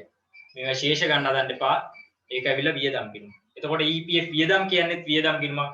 මේකෙත් එතකොට 30000 මේ පැත්තට දාලා 30000 මෙතනින් දාලා වෙනස ලාභ කියලා දාන්න. ETF වියදමුත් එහෙමයි 6000 මෙතනින් දාලා 6000 ලාභ කියලා දාන්න. ඊට පස්සේ ගෙවිය යුතු EPF කියන වගකීම් ගිණුමක් අපි කලින් උඩ පොඩි කොටුව ඇතුලේ ලිව්වා මේ මොන ගිණුම්ද කියලා. ඉතින් මේ වගේත් අපි ශේෂ ගමු වගකීම් නිසා වැඩි පැත්ත මෙතන 50යි. ඒක හර පැත්ත දාලා භාගයේ ශේෂය 50යි. ඊගේ ශේෂය 50යි කියලා ගන්න පුළුවන්. මෙතනත් වෙනවා 6000 භාගයේ ශේෂය ඊගේ ශේෂය 6000. ඊට පස්සේ වල මූල්‍ය ප්‍රකාශ උද්දෘත වෙන්නන්න පුළුවන්. ඔයා රූල් කරන්න ඕනේ. එතකොට ආදායම් ප්‍රකාශය සහ මූල්‍ය தත්ත්ව ප්‍රකාශය. ආදායම් ප්‍රකාශය සහ මූල්‍ය தත්ත්ව ප්‍රකාශය. හරි. මූල්‍ය தත්ත්ව ප්‍රකාශය. ඉතින් ළමයි ඔයාලා දැනගන්න ඕනේ. කියන්නේ මේ වැටුප් හා වේතන පාලන ගිණුම නම් සාමාන්‍යයෙන් අර සුද්ධ වැටුප මුදලින් ගෙවනවා අනිවාර්යෙන් ව්‍යාපාරේ. ගෙවන්න නැතුව ඉන්නේ නැහනේ. ඉතින් මෙතන නම් ගෙවීමක් කරලා කියලා සඳහනක් නැහැ. ඒ නිසා අපි මේකේ ශේෂයක් ගත්තා. මේක ඇවිල්ලා එතකොට ජංගම වගකීමක්. එතකොට මූල්‍ය தත්ත්ව ප්‍රකාශයේ ජංගම වගකීම් තියෙන මෙන්න මේ යට හරිය ජංගම වගකීම්. එතන දාන්න ගෙවිය යුතු වැටුප් කියලා දාන්න. ගෙවිය යුතු වැටුප් කියලා දාන්න. මෙතන 180. ගෙවිය යුතු වැටුප් කියලා දාන්න. එතකොට ඒක හරි. ඊට පස්සේ වැටුප් හා වේතන පාලන ගිණුමේ 200ක් ආවා. එතකොට ලාභ මේක දිස්සටහන් තමයි වැටුප් හා වේතන මේක බැර වෙලා තියෙන්නේ වැටුප් හා වේතන ගිණුමටනේ. වැටුප් ආවේදන ගිණුමට තමයි බැර වෙලා තියෙන්නේ. ඒතකොට ඒක හර වෙන්නේ ලාභ ලාභ ගිණුමට. ලාභ ලාභ ගිණුමට හර වෙනවා කියන්නේ ඒක වියදමක්. වැටුප් කියන්නේ ආයතන හා පරිපාලන වියදමක්. ඒතකොට ආ මෙතන වියදම් යට දාන්න ඕනි ආයතන හා පරිපාලන. පරිපාලන වියදම් යට දාන්න ඕනි වැටුප් කියලා 200ක්. වැටුප් වියදම විදියට දාන්නේ මෙන්න මේ කියන දල වැටුප ඒ ප්‍රමාණය 200. ශේෂ පිරික්සීමේ තියෙන අන්නේ ප්‍රමාණය තමයි මේ 200. හරි. ඊළඟට මේකත් හරි. EPF වියදම්. EPF වියදම් කියන්නේ වියදමක් ව්‍යාපාරයට. ඉතින් අපිට ආවා මෙතන ලාභ ලාභ ගිණුමට 30000ක්. ඒතකොට මේක 30ට තමයි මේ EPF වියදම් ගිණුමට තමයි බැර වෙලා තියෙන එක හර වෙන්නේ ලාභ ලාභ ගිණුමට. ඒතකොට ලාභ ලාභ ගිණුමට හර වෙනවා කියන්නේ ඒක ඇවිල්ලා දාන්න ඕනේ අපි වියදමක් විදිහට. ඒක මොන වියදමක්ද? ඒක ආයතන හා පරිපාලන කටයුතු වලට දාන වියදමක්. ඒතකොට මෙතන දාන්න පුළුවන් අපිට EPF වියදම් කියලා EPF වියදම් කියලා 30000 ඊළඟට ETF වියදම් තියෙනවා. ඒකත් අපි වියදමක් විදිහට දාන්න ඕනේ. මේක 30ට තමයි මේක බැර වෙලා තියෙන්නේ කොහෙටද? EPF වියදම් ගිණුමට ඒක හර වෙන්නේ. එතකොට ලාභ ලාභ ගිණුමට හර වෙනවා කියන ලාභ ලාභ ගිණුමේ වියදමක්. එතකොට ETF කියන්නේ ආයතන හා පරිපාලන කටයුතු වලට දාන වියදමක්. එතකොට මෙතන දාන්න ඕනේ ETF වියදම් කියලා මෙන්න මේ 6000. එතකොට මේකත් හරි. ඊට පස්සේ තියෙනවා ගෙවී යුතු EPF සහ ගෙවී යුතු ETF. මේ දෙකම ඇවිල්ලා වගකීම් ජංගම වගකීම් යටතේ දාන්න ඕනි. මූල්‍ය தত্ত্ব ප්‍රකාශයේ අපි මෙතන ශේෂ ගත්තා. ඉතින් මේ ශේෂ ටික දාන්න පුළුවන් ගෙවී යුතු EPF සහ ගෙවී යුතු ETF වගයන් දෙක. ETF මෙතන 50000යි 6000යි 50යි 6යි ලෙස දාන්න පුළුවන් මූල්‍ය தত্ত্ব ප්‍රකාශයේ ජංගම වගකීම් යටතේ. ඉතින් EPF ETF සම්බන්ධ ගැළපිල්ලක් ආවොත් ප්‍රධාන වශයෙන්ම මේ දේවල් ටික තමයි ඔයාලා දැනගන්න ඕනේ. ඉතින් මේ සම්බන්ධව තව ප්‍රශ්නයක් දීලා තියෙනවා. මේක කල්පනායෙන් පොඩ්ඩක් බලන්න. මේක දීලා තියෙන්නේ වැටුප් ආවේදන සුද්ධ අගේ 1,80,000ක් කියලා තියෙන සුද්ධ අගේ දීලා තියෙන්නේ. ඒ සුද්ධ අගේ කියන්නේ ළමයි අර අඩු කිරීම කරලා යන අගේ. ඒ අඩු කිරීම කරලා කියන්නේ දැන් මෙතන අනුව සේවකයාගේ වැටුපෙන් කරන එකම අඩු කිරීම තමයි EPF සේවක දායකේ. එතකොට ඔයා කරන්න ඕනේ මුලින්ම මේකේ දල වැටුප හොයාගන්න. ඉතින් 1,80,000ක් කියන්නේ අර 100ට 10ක ප්‍රමාණය අඩු කරලා යන අගේ. එතකොට ඔයා හොයාගන්න ඕනේ මේකේ දල වැටුප කොච්චරද කියලා. දල වැටුප ඔයාලා හොයාගන්න පුළුවන්. මම ඒක විතරක් කියන්නම්. දල වැටුප ඔයාලා හොයාගන්න පුළුවන්. මෙතන 1,80,000ක් කියන්නේ අර 100ට 10 අඩු කරලා එන අගේ. 110 අඩු කරලා එන අගේ කියන්නේ 90ක අගේ. 90ක අගේ නම් 100ක් කොච්චරද කියලා ඔයාලට හොයාගන්න පුළුවන් මේ ආකාරයට 2.200ක් කියලා. එතකොට මේකේ දල වැටුප ඇවිල්ලා 200යි. 200 10ක් අඩු කරලා 187 පැත්තට සුද්ධ අගේ තමයි දාලා තියෙන්නේ. ඒතකොට මේ සුද්ධ අගයට නෙමෙයි ඔයා ගණනය කිරීම කරන්න ඕනේ මේ දල අගයට. ඒ කියන්නේ දල වැටුපට තමයි මේ EPF සහ ETF ආදී සියල්ලක්ම ඒ කැල්කියුලේෂන් කරන්න ඕනේ. ඉතින් මේ දේත් මතක තියාගෙන මෙන්න මේ ගිණුම් ටික හදලා අනිවාර්යයෙන්ම මේ මූල්‍ය ප්‍රකාශ උද්දෘතත් පෙන්වන්න කරන්න ඕනේ. 17 වෙනි ප්‍රශ්නේ තනියම කරන්න. හරි. ඉතින් අපි එකතරේ පන්ති නවත්තන්න තිබුණේ අද 12 මාට නවත්තන්න තිබුණේ. දැන් එකයි වෙලාව ඊළඟ පන්තියත් පටන් ගන්න ඕනේ. අද එනම් පන්තිය නවත්තමු. අපි එහෙනම් ඊළඟ සතියේ හම්බෙමු. එහෙනම් හැමදාටම අයබෝවන්.